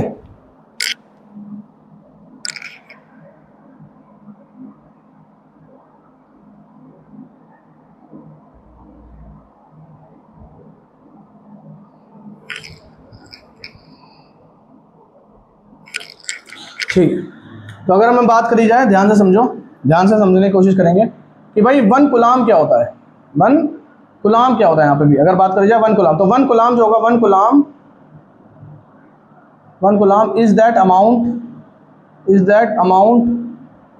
is the amount of equal charge या equal magnitude of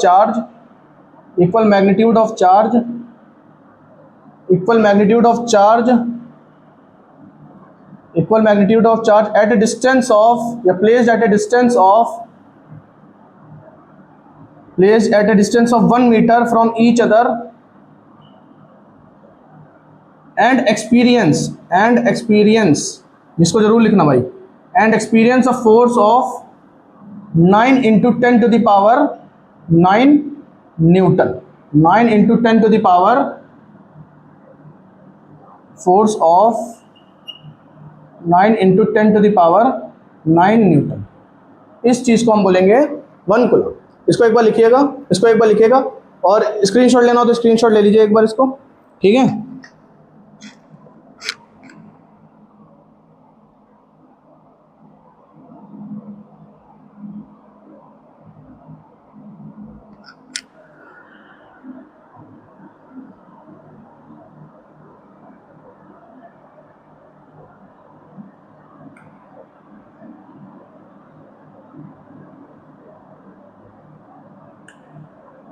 equal magnitude of charge which repels, यहाँ से एक बार मैं नीचे लिख देता हूँ जरा, विच रिपेल्स, मैं सुनाई दे रहा हूँ ना, विच रिपेल्स, है ना, जो कि रिपेल करेगा। यहाँ पे जो इक्वल अमाउंट, अच्छा मैं समझा देता हूँ मैथमेटिकली, देखो कैसे होगा। अगर मैं बोल देता हूँ कि यार देखो, समझो मेरी बात को, कि एक समझो, आ रहा हूँ एक, अगर मैं बात करूँ ध्यान से देखो इधर, कि अगर मैं बोलूँ कि यहाँ पे जो Q1 है ना, वो भी 1 कूलम्ब हो गया, Q2 भी 1 कूलाम हो गया, और डिस्टेंस जो हो गया ना, डिस्टेंस इनके बीच में जो R है, ये जो R है ये हो गया 1 मीटर। तो जहाँ पे F होगा ना, फोर्स जो होगा यहाँ पे, इफ अगर ऐसा हो जाता है, जो फोर्स होगा ना वो क्या हो जाएगा, 1/4πε0 Q1 मतलब 1 × 1/1 का स्क्वायर। यहाँ पे F इजिकल टू क्या होगा, 1/4πε0, और ये किसके बराबर हो जाएगा, 9 × 10⁹ न्यूटन के बराबर हो जाएगा। समझ में आ रही है बात, समझ में आ रही है बात। चलो इसका स्क्रीनशॉट लो, फिर मैं हटा रहा हूँ इसे।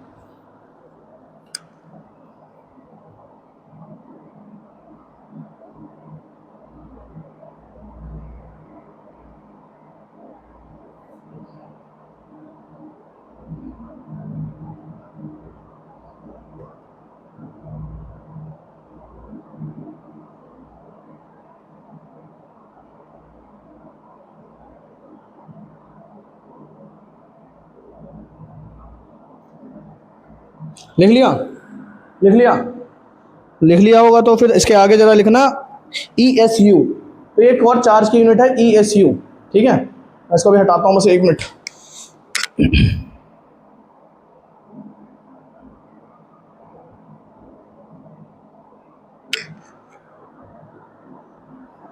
ठीक है, तो यहाँ से हटाते हैं, इसको हटा देते हैं। अच्छा, परमिटिविटी समझ में आया ना, परमिटिविटी बड़ा जरूरी था, ये तो सब आपने पढ़ा होगा है ना, ये सब आपने पढ़ा होगा मेरे हिसाब से। परमिटिविटी नहीं पढ़ा होगा, परमिटिविटी बड़ा जरूरी था भाई, ठीक है। परमिटिविटी जिसने नहीं पढ़ा है उसके बड़ा दिक्कत हो जाएगी।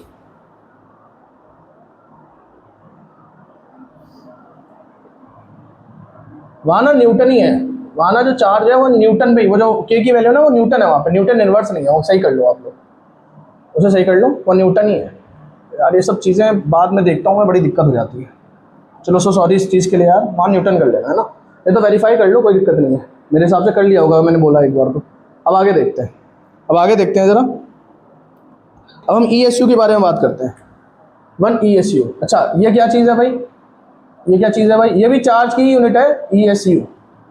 इसे बोलते हैं इलेक्ट्रोस्टैटिक यूनिट ऑफ चार्ज। क्या बोलते हैं इसे, electrostatic unit of charge, electrostatic unit of charge. अच्छा, अब ये किस बारे में बात करती है, इलेक्ट्रोस्टैटिक यूनिट ऑफ चार्ज, ठीक है। ये वो चार्ज है, इसको देखते हैं। 1 ESU, 1 ESU is that charge, 1 ESU is that charge, ठीक है। 1 ESU is the amount of charge, 1 ESU is the amount of charge, amount of charge which repels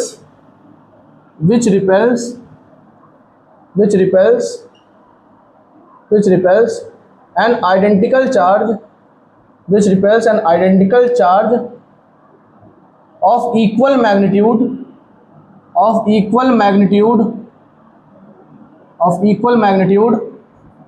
यार नेट ये खत्म हो गया इसमें से।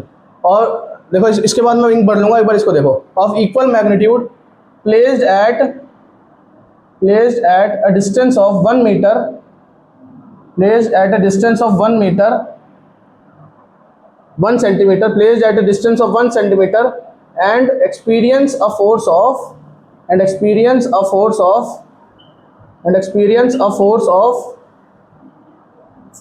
1 dyne, and experience a force of 1 dyne, and experience a force of 1 dyne, ठीक है।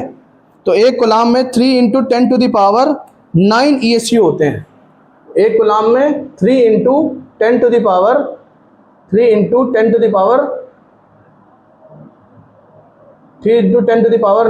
ESU होते हैं। ESU को ना स्टैट कूलाम भी कहते हैं। क्या बोलते हैं, स्टैट कूलाम भी बोलते हैं, स्टैट कूलाम, स्टैट कूलाम भी बोलते हैं, स्टैटिक कूलाम है ना, इसका मतलब ये है। समझ में आ रही है बात, मेरे हिसाब से आपको समझ में आ रही होगी। और ये किसकी, ये कौन सी यूनिट है, ये कूलाम, ये जो चार्ज है ना, ये चार्ज की यूनिट है in CGS system, unit of charge in CGS system. क्या है ये, यूनिट ऑफ चार्ज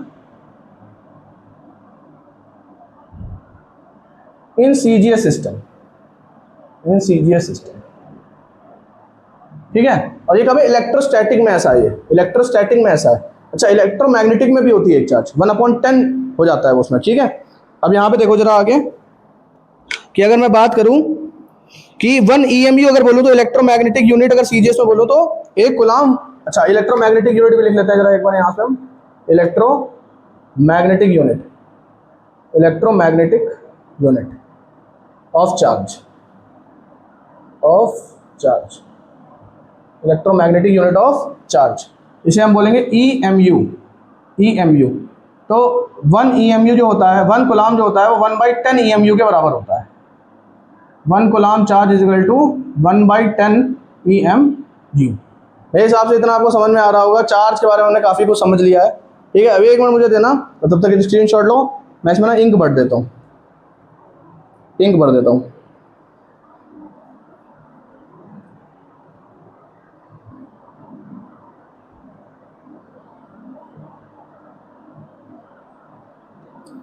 अच्छा, जो यूनिट वाली गलती हो गई ना मेरे से, के वाली, यार उसको एक बार देख जरूर लेना प्लीज़। मेरे हिसाब से आप लोग समझ रहे होगे, हो जाता है कभी कभी बड़े बड़े टीचरों से छोटी छोटी गलतियाँ, कर लेना उसे एक बार, ठीक। मानता हूँ मैं अपनी गलती, हाँ हो गई गलती मुझसे, मैं मानता हूँ। चलो आगे देखो, ठीक है, मैंने इसमें इंक भर लिया, एक बार सही से कर लूँ। अब इसे Coulomb's law in vector form में लिखेंगे हम, इसमें लिखेंगे हम Coulomb's law in vector form, ठीक है।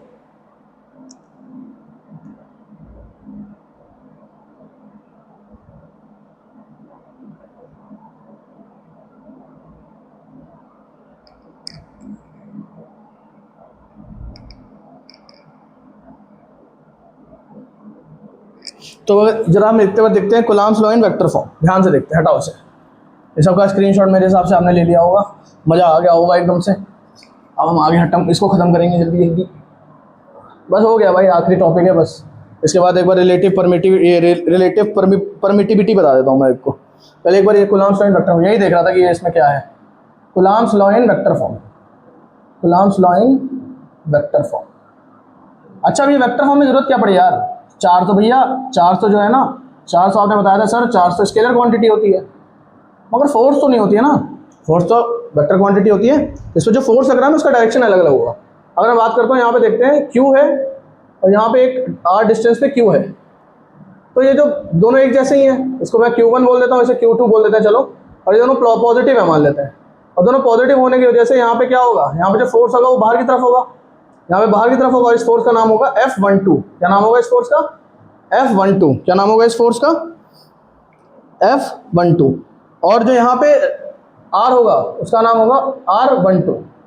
यहाँ पे जो फोर्स होगा ये बाहर की तरफ होगा, इसका नाम होगा F21। और यहाँ पे जो ये जो क्या कहते हैं डिस्प्लेसमेंट वेक्टर होगा, इसका नाम होगा R21। और एक इस साइड होगा, इस साइड होगा। क्या मेरी बात समझ में आ रही है, क्या मेरी बात समझ में आ रही है? तो अगर मैं यहाँ पे बात करूँ तो एक बार F12 लिख के देखता हूँ। अभी हमने आगे पढ़ के आए हैं, F12 इज इक्वल टू क्या होता है, 1/4πε0, इसको तो ऐसे लिखिए, Q1 Q2 को ऐसे लिख दिया। और यहाँ क्या हो जाएगा, यहाँ क्या हो जाएगा, R12 का स्क्वायर कर देंगे या R21 का स्क्वायर भी कर देंगे तो वो R² ही हो जाएगा। और यहाँ पे हम क्या करते हैं, देखो एक चीज़ ध्यान से समझना कि अगर किसी भी 11th क्लास में पढ़ा होगा, अगर आपको पता है तो बहुत अच्छी बात है। एक चीज़ को ध्यान से समझना बहुत अच्छे से कि अगर मैं किसी वेक्टर का स्क्वायर कर देता हूँ ना, तो उसका वो फिर मैग्नीट्यूड बन जाता है, उसमें से फिर वेक्टर प्रॉपर्टी खत्म हो जाती है, वो स्केलर क्वांटिटी आ जाती है। तो उसका स्क्वायर करने पर मैग्नीट्यूड आ जाता है, और मैग्नीट्यूड हमेशा स्केलर होता है, ठीक है। तो यहाँ पे R² हो जाएगा और यहाँ पे क्या हो जाएगा, R21। यहाँ पे R21 हो जाएगा। समझ में आ रही है बात?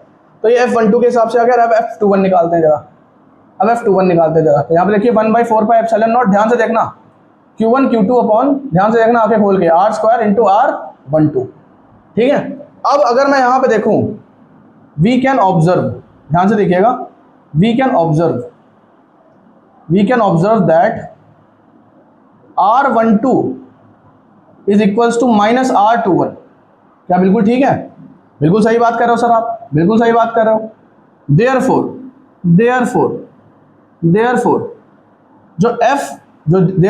F12 जो हो जाएगा वो इज इक्वल्स टू हो जाएगा -F21 के। Therefore F12 is equals to -F21। तो यहाँ पे क्या पता चल रहा है कि जो यहाँ पे कूलम्स लॉ है ना, कूलम्स लॉ जो है, Coulomb's law follows, money follows my brother, नहीं, Coulomb's law follows, Coulomb's law follows, क्या follows, Newton's third law of motion, Newton's third law of motion, Newton third law of motion, अभी मैं रविकेशन बन जाता है, Newton's third law of motion. क्या मेरी बात समझ में आ रही है? Coulomb's law follows Newton's third law of motion. क्या मेरी बात समझ में आ रही है? क्योंकि R12 जो है माइनस R21 के है, तो इस वजह से डायरेक्शन चेंज होगी, ये भी इनकी भी डायरेक्शन चेंज हो जाएगी, और इसी वजह से F12 equal to minus F21 हो जाएगा। तो अगर बात करूँ आगे इसकी, तो अगर मैं R12 की बात करता हूँ या R21 की बात करता हूँ, चलो R12 की भी कर लेंगे और R21 की भी कर लेंगे, तो ये एक वेक्टर्स हैं। अब ये क्या है ना, मैं अगर वेक्टर फॉर्म में अगर इसको रिप्रेजेंट करना तो यूनिट वेक्टर लगाना पड़ेगा। मेरी बात समझ पा रहे हो? यूनिट वेक्टर लगाना जरूरी है। तो यूनिट वेक्टर लगाने के लिए यूनिट वेक्टर का फॉर्मूला होता है, यहाँ पे मैं लिख देता हूँ। यूनिट वेक्टर का फॉर्मूला होता है vector upon magnitude of vector, vector upon magnitude of vector, vector upon magnitude of vector, vector upon magnitude of vector. तो वेक्टर क्या हो जाएगा यहाँ पे R12, इसका मैग्नीट्यूड क्या हो जाएगा R12, ऐसे लिखते हैं ना। तो R21 के लिए भी क्या हो जाएगा, यहाँ क्या हो जाएगा R12 magnitude of R21 magnitude of R21, ये लिख देंगे ना। तो जब इसको यहाँ पे मैं डालूंगा तो ध्यान से देखना, अब मैं इसको पुट करूंगा ना, अब इसको इस वाले में पुट करूंगा, देखो इधर से बना देता हूँ, इसको इसमें पुट करूंगा और इसको ना इसमें पुट करूंगा। जब पुट करूंगा तो F12 क्या आ जाएगा मेरे पास, F12 क्या हो जाएगा, F12 हो जाएगा 1/4πε0, है ना। F12 ये हो जाएगा हमारे पास, F12 equal to 1/4πε0 Q1 Q2 upon R² into R21। अच्छा R21 क्या है, वेक्टर लगाया ना, R21 वेक्टर लगा, तो यहाँ पे इसका लगाएगा, इसका यूनिट वेक्टर निकाल लेते हैं। यूनिट वेक्टर निकालते हैं, यहाँ पे यूनिट वेक्टर ये देखो, ठीक है। अच्छा यहाँ पे यूनिट वेक्टर लगा, यहाँ पे यूनिट वेक्टर निकालते हैं, देखो यूनिट वेक्टर निकालते हैं, यहाँ पे क्या पता चलेगा R21 डिवाइड बाई R21 का मैग्नीट्यूड, तो R21 डिवाइड बाई R21 का मैग्नीट्यूड, यहाँ पे क्या हो जाएगा F12 जहाँ पे जो बन जाएगा वो किस तरीके से बन जाएगा 1/4πε0 Q1 Q2 upon R cube, क्योंकि मैग्नीट्यूड R ही बन जाएगा R क्यूब, और यहाँ पे R21 वेक्टर। क्या मेरी बात समझ में आ रही है? क्या मेरी बात समझ में आ रही है? बिल्कुल आ रही होगी, ठीक है।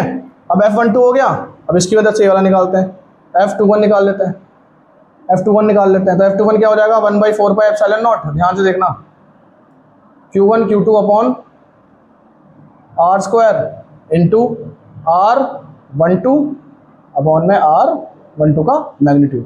तो F21 इज इक्वल्स टू क्या हो जाएगा 1/4πε0 Q1 Q2 अपॉन R², अच्छा R क्यूब हो जाएगा, क्योंकि मैग्नीट्यूड है तो R क्यूब, और ये R12 का वेक्टर हो जाएगा। मेरे हिसाब से आपको ये भी समझ में आ गया होगा, मेरे हिसाब से आपको ये भी समझ में आ गया होगा, ठीक है। मेरे हिसाब से वीडियो की लेंथ भी बहुत ज़्यादा हो गई है, इसका स्क्रीनशॉट ले लो, फिर बस एक बार आखिरी चीज़ मैं समझा देता हूँ, उसके बाद इसे हम खत्म कर देंगे, ठीक है। ये आपका Coulomb's law in vector form है, Coulomb's law in vector form, इससे ज़्यादा अब इसमें कुछ भी और पढ़ने की जरूरत मेरे हिसाब से तो है नहीं, मैंने एकदम तरीके से आपको समझा दिया हर एक चीज़, ठीक है। और परमिटिविटी जरूर याद रखना यार, परमिटिविटी है ना, बड़ा नया कॉन्सेप्ट सा तुम्हें लगा होगा। परमिटिविटी क्या है, वो बताती है इलेक्ट्रिक, एक वैक्यूम है अगर, तो वैक्यूम में इलेक्ट्रिक फील्ड कितनी अच्छी होगी, है ना। ये इलेक्ट्रिक फील्ड की क्वालिटी के बारे में बताती है वैक्यूम के, ठीक है। जितनी कम वैल्यू उतना अच्छा इलेक्ट्रिक फील्ड के बॉन्ड बनेंगे, ठीक है। तो अब अगर हम बात करें रिलेटिव परमिटिविटी की बात करते हैं, है ना, परमिटिविटी की बात करते हैं, रिलेटिव परमिटिविटी। अब आगे देखते हैं relative permittivity.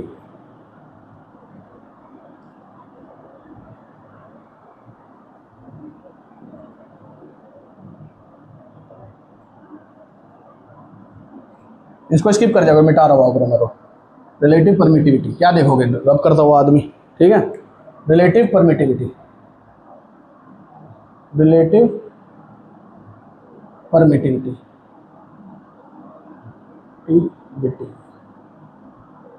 Relative permittivity, relative permittivity क्या होता है, रिलेटिव परमिटिविटी का मान लेते हैं हम F vacuum upon F medium. तो F वैक्यूम के लिए मान लेते हैं ये जो फॉर्मूला होगा 1/4πε0 Q1 Q2 upon R², same उसके लिए होगा। अब इसी मीडियम को मैंने किसी और मीडियम में डाल दिया, इसी सिस्टम को उठा के मैंने किसी और मीडियम, मान लेते हैं ये सिस्टम था, जल्दी करते हैं ना, Q1 Q2, और यहाँ पे क्या हो जाता है, यहाँ पे R कर लेते हैं, ठीक है। और इसी सिस्टम को भी यहाँ पे इसके लिए फोर्स ये निकलेगा। अब इसी सिस्टम को मैं पानी में डाल देता हूँ, किस में डाल देता हूँ, यहाँ पे पानी में डाल देता हूँ, पानी है इसके आसपास, ठीक है, पानी में डाल देता हूँ इसी सिस्टम को। तो पानी में डालते ही क्या हो जाएगा, ये क्या हो जाएगा 1/4πε बोल देंगे यहाँ पे, है ना, एप्सिलॉन बोल देंगे, तो यहाँ पे क्या होगा Q1 Q2 अपॉन R²। या एप्सिलॉन डब्ल्यू बोल देते हैं, ई वाटर। तो यहाँ पे अगर देखोगे तो सब कट जाएगा, सब कट जाएगा। F vacuum upon F medium क्या बचेगा, epsilon not upon epsilon W, इसी को बोलते हैं एप्सिलॉन आर। यही क्या होती है, यही क्या होती है। देखो मैं जल्दी भी करा सकता हूँ मगर डिटेल में यार ज़रूरी होता है ना। अभी आपको मज़ा आ गया वैसे पढ़ के, अरे वाह सर समझ में आ गया, मगर कोई मतलब नहीं है इसका यार। अच्छे से पढ़ना, तो एकदम डीप घुसना है इसके अंदर। रिलेटिव परमिटिविटी, परमिटिविटी, हाँ वन शॉट जब डालूंगा ना इनके, तो वन शॉट में ऐसा साइंस ले जाऊंगा, आधे एक घंटे के अंदर ही खत्म। ठीक है, रिलेटिव परमिटिविटी। मेरी बात समझ में आ गई, मेरी बात समझ में आ गई। इसको ना कापा से भी डिनोट करते हैं, कापा से, ई आर से कर लो, चाहे ई आर से कर लो या फिर कापा से कर लो। ठीक है, खत्म हो गया भाई इतना बात। अब लिमिटेशंस ऑफ, एक बार कूलॉम्स लॉ पढ़ लो। लिमिटेशंस ऑफ कूलॉम्स लॉ बड़ा इंपॉर्टेंट है भाई, जिसने ये नहीं पढ़ा उसको पाप पड़ेगा यार। जब यहाँ तक अगर आए हो, मुझे तो पता नहीं कितने लोग आए होगे, अगर आप यहाँ तक आए हो, ठीक है, तो यार क्या बोलूँ भाई, बहुत बार थैंक यू यार, मैं कुछ भी नहीं कह सकता इसके बाद। तो अगर आपने इतना पढ़ा है तो यार मज़ा आ गया मुझे। ठीक है, और मैंने जो भी ब्लेंडर बीच में किया उसके लिए भाई मेरे को बिल्कुल माफ़ करना, उनको सही कर लेना। ठीक है, मैंने वहाँ पे बता भी दिया, मुझे पता चल जाता है मैंने कहा ब्लेंडर किया। देखो कभी कभी ना यूनिट्स यार इतनी याद नहीं रहती, हमें कॉन्फिडेंस कुछ ज़्यादा ही हो जाता है हमें, यार मुझे तो आता होगा। अब मुझे ये समझ में आया, अगली बार मैं थोड़ा और मेहनत करके आऊँगा, है ना। तो इस बार मैंने अपनी गलती मानी है। ठीक है, अगर आप यहाँ तक आए हो तो एक बार ना लिमिटेशन जरूर पढ़ो, limitations of Coulomb's law, limitations of Coulomb's law, Coulomb's law. जल्दी जल्दी करेंगे ना, कोई बड़ी बात नहीं है, जल्दी जल्दी करेंगे। देखो लिमिटेशंस ऑफ कूलॉम्स लॉ क्या कहता है, लिमिटेशंस ऑफ कूलॉम्स लॉ कहता है, पहला क्या कहता है, पहला कहता है कि चार्ज मस्ट बी स्टैटिक। भाई चार्ज क्या होना चाहिए, स्टैटिक। ये मैंने तुमको शुरुआत में भी बोला था एक बार, अगर मेरी तुमने अच्छे से बात सुनी है तो चार्ज स्टैटिक, चार्ज रुका हुआ होना चाहिए। चार्ज अगर चलता हुआ होगा तो भाई कूलॉम्स लॉ उस पर एक्ट नहीं कर सकता। फिर दूसरा क्या बोल रहा है, चार्ज मस्ट बी पॉइंट, है ना, charge must be point sized, must be point sized. Charge जो होना चाहिए ना वो पॉइंट साइज का होना चाहिए। ज़्यादा बड़ा होगा ना, ज़्यादा बड़ा होगा ना तो भाई काम नहीं होगा। अच्छा हाँ, और इसी में एक चीज़ और है, and size of charge must be less than separation between them, must be less than separation between them, separation between them। अब एक बहुत ही इंपॉर्टेंट और लास्ट पॉइंट, 3 पॉइंट, देखो थर्ड पॉइंट। ठीक है, अब लास्ट पॉइंट है, इसके बाद हमारा चैप्टर हो जाएगा खत्म। ठीक है, charge must be point size and charge must be less than separation between them. अब एक आखिरी और फाइनल चीज मैं आपको समझा रहा हूं, बहुत ही बिल्कुल डिटेल, और ये बहुत कम लोगों को पता होता है कि Coulomb's law is valid for, क्या Coulomb's law is valid only for, Coulomb's law is valid only for distance less than, sorry distance greater then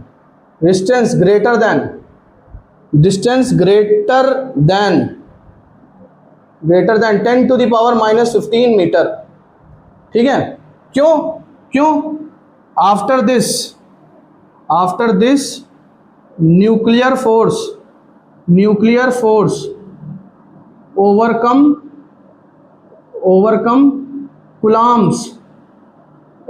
Coulomb's force. इसके बाद क्या होता है कि जो न्यूक्लियर फोर्स होती है वो ओवरकम कर देती है कूलॉम्स फोर्स को। अगर दिख नहीं रहा है तो मैं एक बार फिर से डिक्टेट कर देता हूँ, मेरी आवाज़ तो सुनाई दे रही होगी। Coulomb's law is valid only for distance greater than 10 to the power minus 15 metre, 10 to the power minus 15 metre, 10 to the power minus 15 metre. मतलब कितना पास रख सकते हो, देखो इधर कितना पास रख सकते हो। मान लेते ये एक इलेक्ट्रॉन है, ये भी एक इलेक्ट्रॉन है ना, ये भी एक इलेक्ट्रॉन है, ये मान लेते हैं। अब ये ना कितना पास रखते हैं, 10 की पावर -15 तक लेके जा सकते हो। इससे अगर आप नीचे गए, इससे अगर आप पास में गए, 10 की पावर -15 से पास में गए, तो न्यूक्लियर फोर्स जो होती है ना, जो न्यूक्लियस होता है इलेक्ट्रॉन, जो भी एटम होगा उसके अंदर के जो न्यूक्लियस होंगे, उनका फोर्स इतना ज़्यादा ओवरकम कर देगा कूलॉम्स फोर्स को ओवरकम कर देगा न्यूक्लियर फोर्स। ठीक है, तो हम यहाँ पे हमारा जो हमारे 3 टॉपिक्स हैं भाई, कूलॉम्स लॉ भी कंप्लीट होता है बहुत बेहतरीन तरीके से। यार मुझे बड़ा मज़ा आया पढ़ा के, मुझे टाइम का भी नहीं पता चला, सच बताऊँ तो मुझे नहीं पता कितना बज रहा है। हाँ बस ये है कि मम्मी खाना बुलाने एक बार आ चुकी हैं, खाना खाएंगे सो जाएंगे। बट हाँ अच्छा हाँ, एक प्रॉमिस मैंने किया था कि मैं ना अभी चार्ज और मास के बीच में जो एक शॉर्ट्स बना के सोऊंगा, तो वो कर दूंगा। और हाँ भाई, अच्छे से मेहनत करो। 12th अभी भी आपके पास टाइम है। देखो मैंने इसीलिए खोला है इस समय चैनल कि भाई अगस्त है, आपको ज़रूरत होगी, आपको रिवीजन चाहिए, आप यहाँ से कर सकते हो। आपको डिटेल में पढ़ना है तो आप यहाँ से पढ़ सकते हो। मेरे हिसाब से एक दिन में आपका चैप्टर नंबर 1 कंप्लीट हो जाएगा, जो मैं प्लेलिस्ट डालूंगा। क्वेश्चंस की प्लेलिस्ट जो मैं डालूंगा वो आपको टाइम लगेगा, क्योंकि एक चैप्टर में से मैं हो सकता है एक टॉपिक जो इंपॉर्टेंट है उसके 100 क्वेश्चन कर रहा हूँ। हाँ बिल्कुल ऐसा ही होगा, और उसकी बड़ी बड़ी क्लासेस चलेंगी। मैं बहुत मेहनत करना चाहता हूँ इस पर कि भाई ये एहसास है फिजिक्स जो मैंने चालू किया यार, ये तरक्की करें। और अगर मोटिवेशन नहीं आया है अभी तक, लास्ट में आते आते ढीले पड़ गए हो, मज़ा नहीं आ रहा है, तो एक बार मैंने लास्ट में गाना बना रखा है, ठीक है? मैं गाऊंगा नहीं, इसके पीछे लगा दूंगा, सुनना ज़रूर, सुनना ज़रूर। अगर आप यहाँ तक आए हो तो एक बार उस गाने को सुनना ज़रूर, उसको मिस मत करना, आपको मज़ा आ जाएगा। ना मज़ा आए तो फिर नाम बदल देना, और अगला वीडियो भी आप तुरंत इसके बाद खोल के देखोगे। चलो अभी के लिए राधे राधे, सबको बहुत बहुत थैंक यू, गुड नाइट।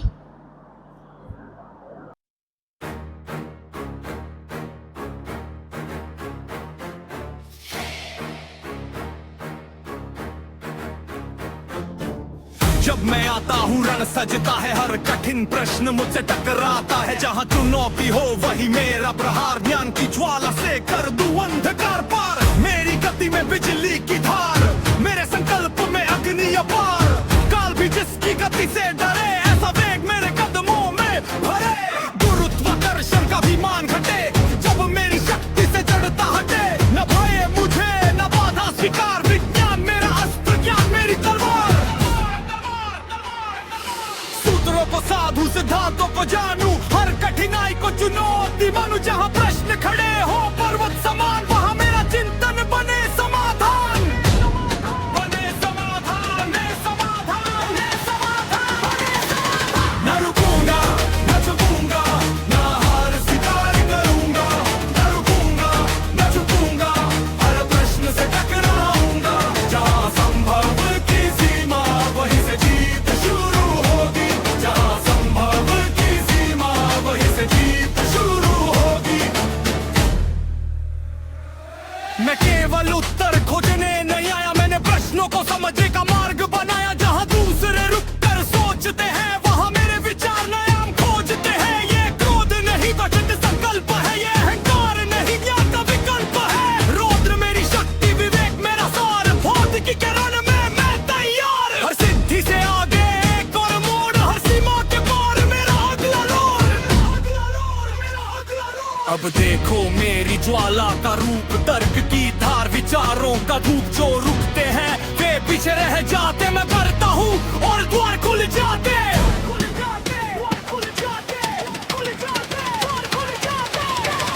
न रुकूंगा, न झुकूंगा, न हार स्वीकार करूंगा। न रुकूंगा, न झुकूंगा, हर प्रश्न से टकराऊंगा। जहाँ संभव की सीमा, वहीं से जीत शुरू होगी। जहाँ संभव की सीमा, वहीं से जीत शुरू